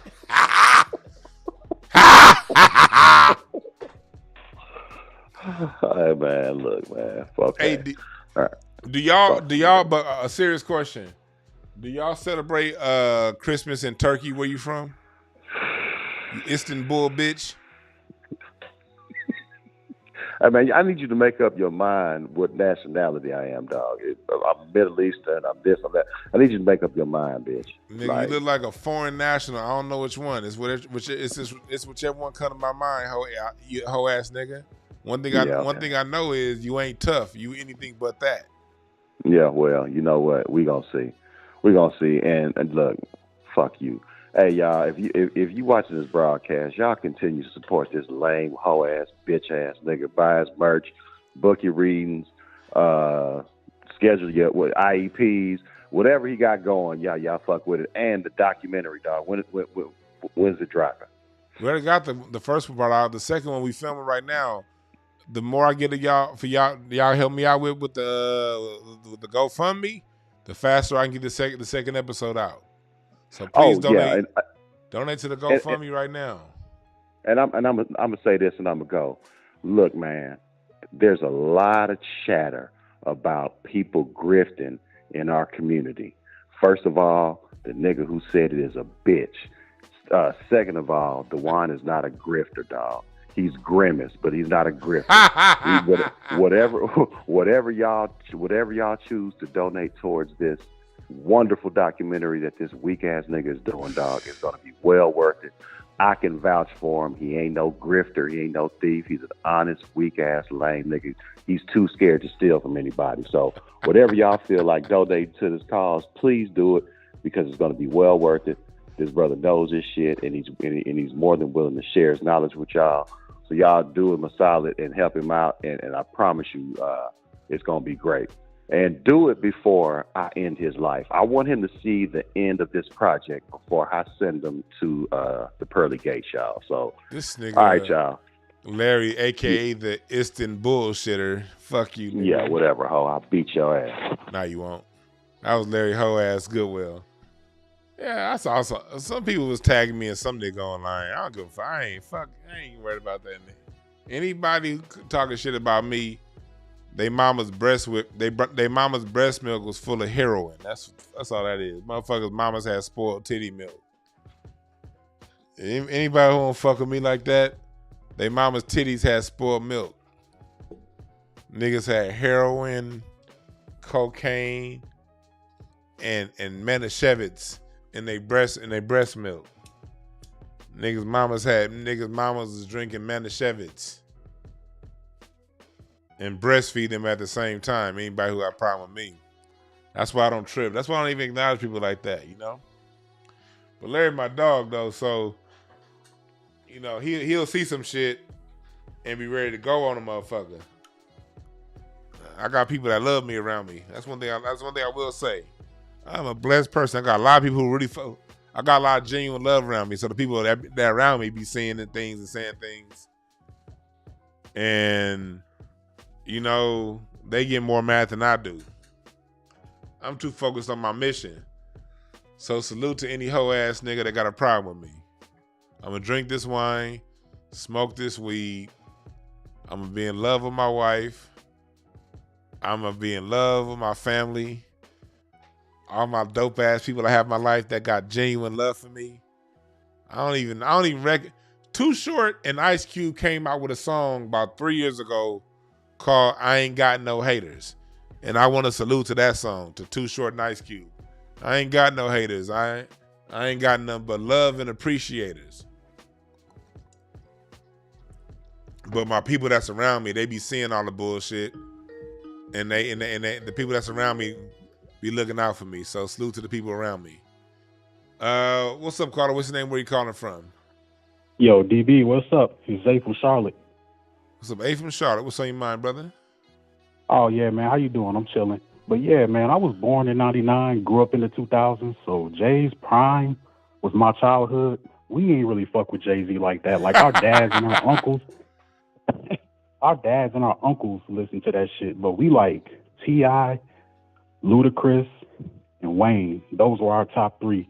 Jay-Z was like the nigga that Jay-Z was like the nigga that you brought up if you want to sound sophisticated, if you want to sound older, like, yeah, I listen to Jay. Like, I didn't get into Jay until I was like in the junior in high school.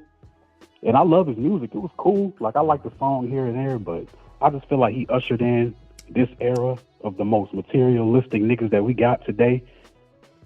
So I can't really. And what year were you born again? I was born in 99. So I'm 24. The year I graduated high school. This is a little young, wise nigga right here. Even you understand the bullshit. See? That's why I appreciate it. Look, listen to this cat's talking right now. That's why I've always said this, and those of you who listen to me know, I've always stood up for the young generation. I get tired of you old niggas talking about how dumb they are or how they don't know this. The only thing the young generation don't know is what we failed to teach them. That's why I don't never get on these motherfuckers. The only thing they don't know is what we as a collective failed to teach them. Even within that, these motherfuckers got perception on their own. I'm not saying agree with this man or not. I'm just here to show and highlight the fact that somebody in their 20s got their own fucking mind. Because people my age and older tend to think that y'all don't have your own mind. But keep speaking, young man. Oh, yeah, no doubt. But it took the nigga like 20 years to come up with something of substance. Like, I love 444, but once I thought about it, I'm like, damn, it took you 20 years to come up with that. But I think I heard you say it before, you know, it was like he was responding real late to a lot of shit that was going on at the time. So he saw where we were as a collective consciousness in 2018, and like he did the rest of his whole career, he capitalized on what he felt was hot. I think where his miscalculation was, he thought he can get on it and shift the narrative, and he didn't. He got on it, but the narrative didn't shift. We still on it. That's where he's getting fucked up. And it was a great album. Like, I still love it. But I wasn't trying to hear that 20 years down the line. If we would have got that in 2002, that would have been much better. Yep. But yeah, I appreciate the call, man. Well, yeah. All right, man. Take care. And so you have a good one. You too. So yeah. See what I mean? See what I mean?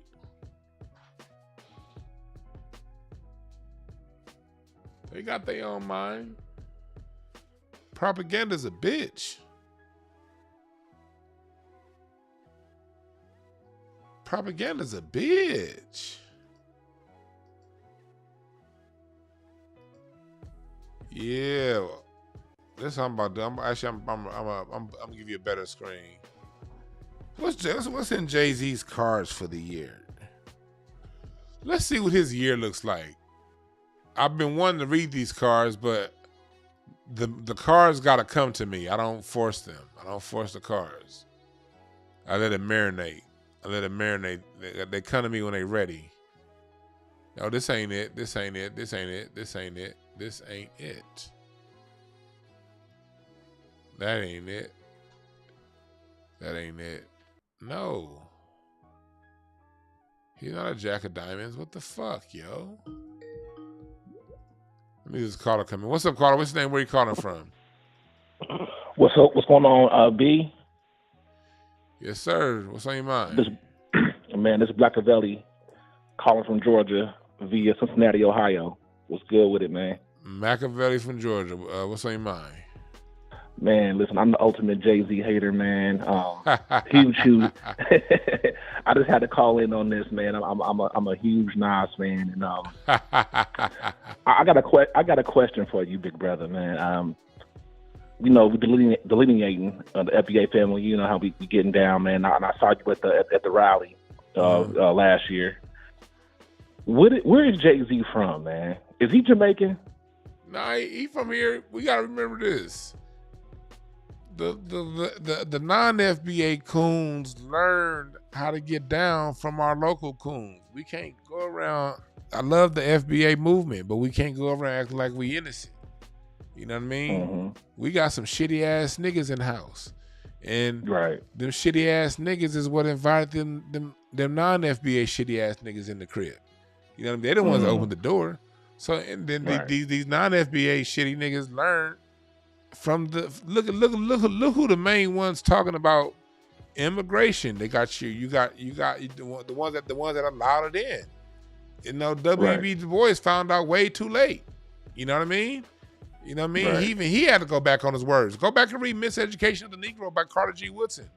Carter G. Woodson was on. He said, look, this American education system basically breeds cooning. You know, you gotta re-educate yourself. That's what Carter G. Woodson warned us about 100 years ago. So we gotta take responsibility and know that we generally give the blueprint to everyone else on how to fuck us over. Jay-Z gave us the blueprint, just like the same way Diddy gave a blueprint on putting a 2-bar loop on how to kill out the musicality within rhythm and blues by pushing this music with a 2-bar loop that no longer push musicality within our music. We taught them that. We brought in the drum machine. We brought in these, you know, Mother Love Stevie Wonder. The first time an arranged keyboard string session was ever used was on Songs in the Key of Life, 1976, the greatest album of all time. Still was the first time an inauthentic keyboard section was used. And so usually we create the blueprint on how to fuck us over. And then once we create it, the white folks use their resources to exploit the caveat and the cavity that we created. Jay-Z is the one that legitimized fucking taking people's music and lines. And the FBA Jay-Z fans was like, it's okay. And once we said it, that's what opened the door for Drake to do it and become the better at it than Jay-Z did. But Drake would have never existed had we not accepted Jay-Z. You feel what I'm saying? Really? Because I mean, I see. I think that Drake is in his own lane. You know, so I really didn't think about it like, you know, Jay-Z kind of birthed a Drake. I never really put it in that category. A clout chasing sensitive. A man is all about taking your hoe and dressing good, not the substance of who you are. Before Jay-Z, being a man was about protecting your community. Like, it was a lot of shit talk about, nigga, I'm riding for my people. I'm Tupac. I'm Wooty Wham Booty Bam. Let's go. Jay-Z turned manhood into my rims are bigger than yours. My girl is prettier than you. Now I'm a man because I changed clothes. I'm wearing a suit. You're not a man because you're wearing jerseys. I'm a man because I'm wearing a suit.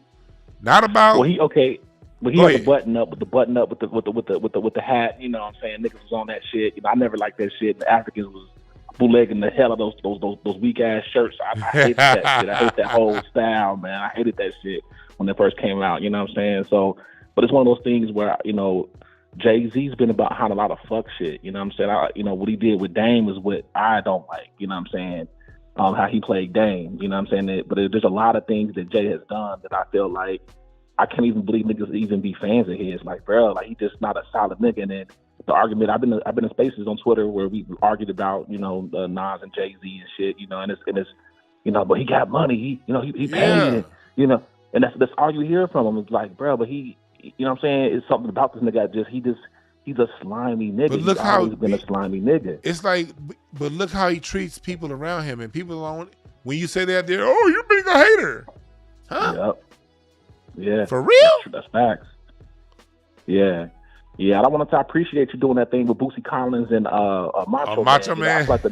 You know, I feel like, you know, my hometown, you know, Cincinnati, Ohio, and I want to give a shout out, and I feel like the Midwest gets overlooked a lot of times for what we brought to hip hop. You know what we've done for. You guys do it. You know what you got to do to stop that? The Midwest got to speak up for itself and create its own documentaries.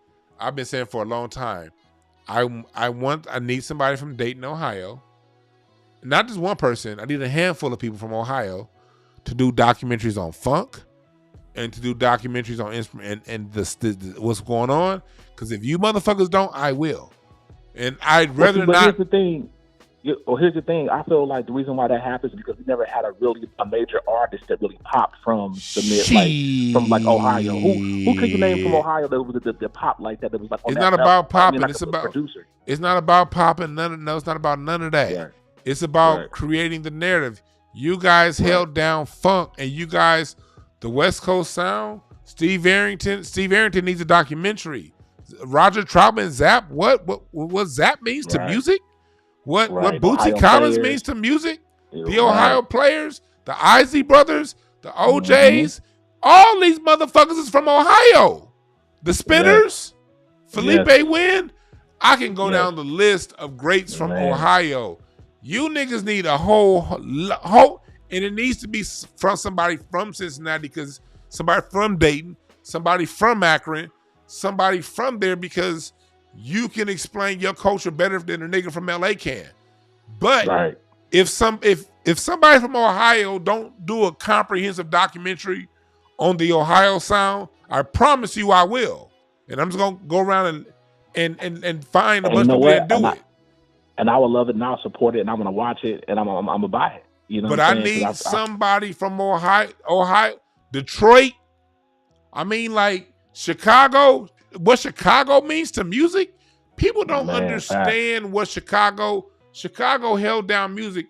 The recording industry was based in Chicago in the 50s and the 60s, not LA. It was based in Chicago. Radio was founded in Kansas City, but what we now know is modern day radio. That was all a Chicago thing. Chicago preserved the blues. Chicago was second to LA when it came to the advent of rhythm and blues. It's like, but I need from somebody from Chicago to tell the fucking story. I need somebody from Chicago to talk about house music. I need a Detroit nigga to talk about house music. I don't want to hear nobody from the Midwest say we overlook. I need this nigga to step up and talk about their goddamn self. I'm not talking to you, brother. I appreciate you saying that. I'm just saying, as a lover of culture, I love my culture. But I need people from those cities to talk about it. Because I know me as an LA nigga, I hate when niggas from LA talk about my city because they always get it fucking wrong. And I don't want to be that nigga getting another nigga's cities wrong. So I need somebody from that fucking city to do it. Right, and I always felt that way because I always felt like, man, you know, like because the niggas from my city was always going down to Atlanta to be producers or going to New York to be producers, and it left our shit dry in my city, and we got some talent, you know what I'm saying? But it was like, bruh, the narrative from the soil from where I'm from was always, man, we don't stick together, we don't do this, we don't do that, you know what I'm saying? It was like, man, is that what it is? Because I just didn't understand it. You know, I had a studio, I was doing music, I had niggas, you know, recording and stuff like that, but it was just like, man, I just felt like, because we never had that mainstream nigga, you know what I'm saying, or the motherfucker that never, you know, blew up like a motherfucking, like a Nelly from, you know what I'm saying, from where he from, or a Chingy or something, you feel me? We you never don't even had need that from our city. Look at Fat Joe. Fat Joe never was shit, but now he's the greatest thing since sliced bread because of propaganda. Right. You create your own propaganda. You dig? Right. But man, I love it, man. I love what you're doing, bro. Keep it up. And I just want to say, fuck Jay-Z. I never did like you. You know, I tagged my man Rilla P. You know what I'm saying? He's one of them Jay-Z lovers. You know, I tagged him in this. You know what I'm saying? Good brother. But he's one of those confused Jay-Z fans. You know what I'm saying? That just don't understand who the greatest is, and that's Nas. You know what I'm saying? And I feel like, back to the topic real quick, and I'll land here. I think Jay-Z to a level now, he ain't gonna be touched, bro. I feel like he's good enough. You know what I'm saying, for them blue bloods to not get touched. You know what I'm saying? He's tied in like that at this point. You know what I'm saying? And I think that they won't betray him as long as he stay cool. You know what I'm saying? He married a witch. You know what I'm saying? He got his witch on his side. You know what I'm saying? Everything is smooth and good for him right now. So he ain't gonna get caught up in the game, man. All his skeletons have been hidden. A lot of his shit that he's done has been erased from the internet, like one caller said. So he's pretty much like he's locked in, bro. So I'll land there. Yes, sir, man. You have a good one. You too. Interesting perspective. You know what I said. Everybody got their own perspective. We got here pretty soon, but we in Jay-Z's year. Jay-Z's birthday just came, so what's about to happen to Jay-Z this year? Jay-Z's going to be in the spotlight this year. 8 of Diamonds. Expect his face to be everywhere.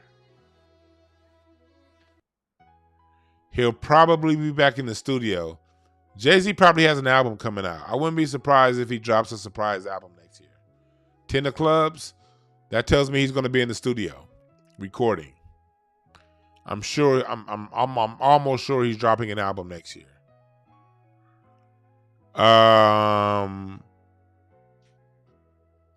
He's going to be, he has a 6 of Clubs, Jack of Clubs. That means he's going to be very slick with his words. He's going to be saying a lot of shit. Queen of, displacing 2 of Clubs. Jay-Z's not going to be silent this year. He's going to come out. You're going to see him talking more than normal. Jay-Z's usually pretty quiet. He's going to be talking more than normal. But he's dropping an album next year. Mark it. I said this December 6th. Jay-Z is dropping an album before his birthday. He has a King of Clubs and a 2 of Clubs. He's going to be out front talking a lot. Jay-Z's going to have a lot to say this year. He has 8 of Diamonds. That's a card of being out there in the public.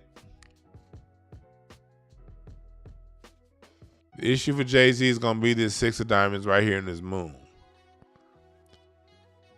You're going to start, with Jay-Z coming out to the top, to the front, you're going to see some of his, you're going to also see some of his demons come out also.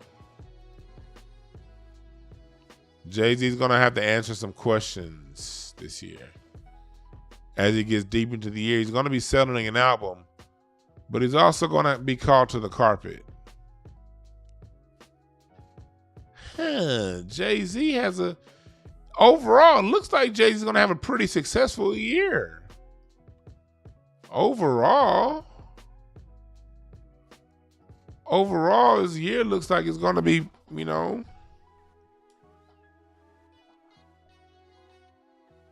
overall, let me go here, desktop. Let me put up this screen. I'm going to show y'all from a different screen. My cardiology students know what this is. Oh yeah, Jay-Z's going to be in the spotlight this year. He's going to be in the spotlight. He has that King of Spades. He's in the crown line this year. We're going to see a lot of Jay-Z this year. We're going to see a lot of Jay-Z this year. Displacing at tour clubs, talking, interviews. Mercury card, Queen of Spades. Yeah. Displacing a King of Clubs. That's Judgment. So this isn't, Jay-Z's not going to be when he's in the news, it's not going to be clean. He's going to be out there trying to control his narrative, but he's going to have to deal with Judgment. That Queen of Spades tells me so. He's going to have to deal with Judgment this year. He's going to have problems too.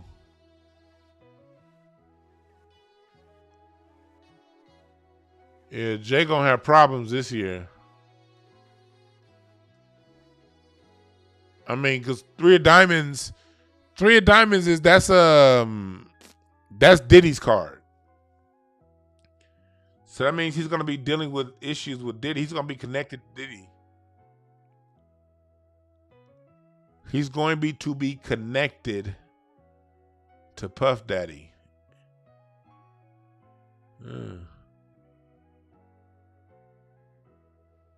Venus. It might even be news about. Don't be surprised if bedroom rumors come out about him and Diddy. That's these cards are telling me. Don't be surprised if that kind of gossip comes out. Five of Spades. What does that say? That tells me that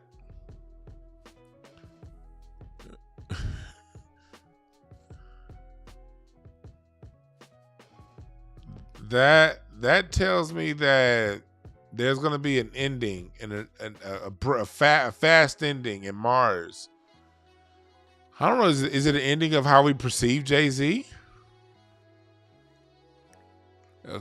Jay-Z's going to have a sudden change. There's going to be something that changes fast in his life. I'm not sure if we'll see that, but he's going to have some shiftiness. Three of Clubs in Jupiter. Mental warfare.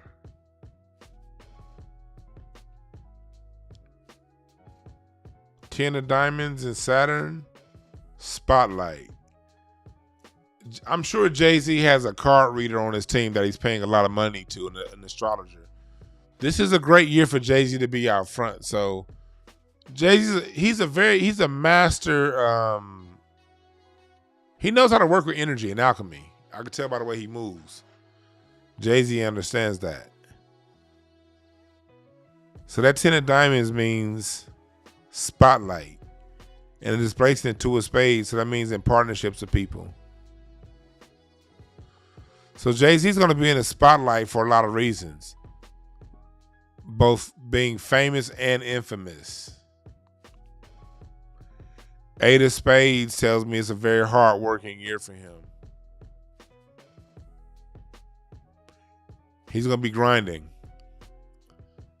Seven of Clubs. Seven of Clubs. That's a Neptune.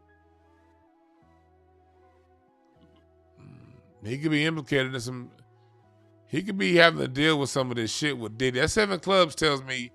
This Seven of Clubs and that Three of Diamonds tells me that he's going to be intertwined to some of this Diddy shit. The cards tell me that Jay-Z and Diddy are going to have some courtroom connections. Queen of Clubs tells me that this is somewhat of a karmic. Some of Jay-Z's chickens are going to come home to roost late in the year. When I say that, I'm talking as we get into next fall. Five of Hearts. That can mean some Beyonce issues right there. That can mean some Beyonce issues. Jack of Clubs. Yeah, he's going to be saying what he needs to say. That tells me it's not going to be all bad for Jay-Z. Jay-Z's going to be very convincing with his words. The Six of Diamonds, that's some karma right there. The Six of Diamonds. And his moon. That means he's going to deal with karma with women. Moon is your emotion, is your feminist. It deals with your emotions. But moon is also feminine. The sun is masculine, the moon is feminine. Six of Diamonds dealing with balance and justice and harmony, values. So this tells me that Jay-Z is going to have to reckon with some of his past relationships with women. And the King of Spades is his transformation. That tells me he's going to be dealing with, he has a King of Spades and a Queen of Spades, and lots of judgment. And Jay-Z's judgment is going to be in the public eye.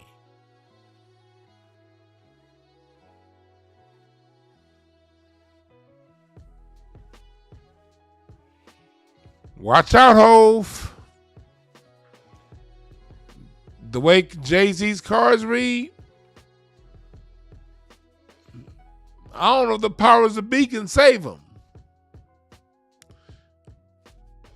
Because you cannot suppress Mother Nature and Mother Time. When it's your time in these cards to face your karma, Six of Diamonds, Queen of Spades, the bill is due, motherfucker. And this is the card of judgment, the King of Spades.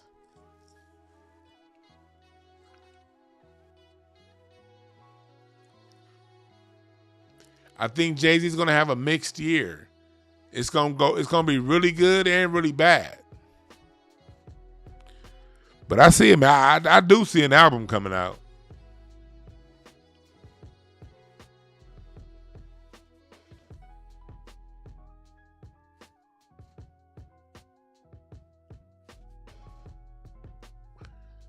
That's where we at with it. But I've been on this motherfucker long enough. It's time for me to finish this bottle of wine. Finish this reefer. And listen to some fucking music. Aight.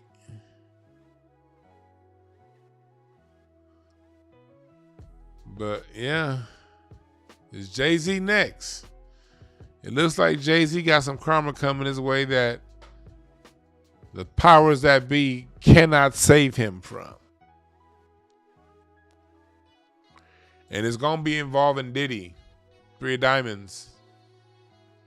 Diddy's card.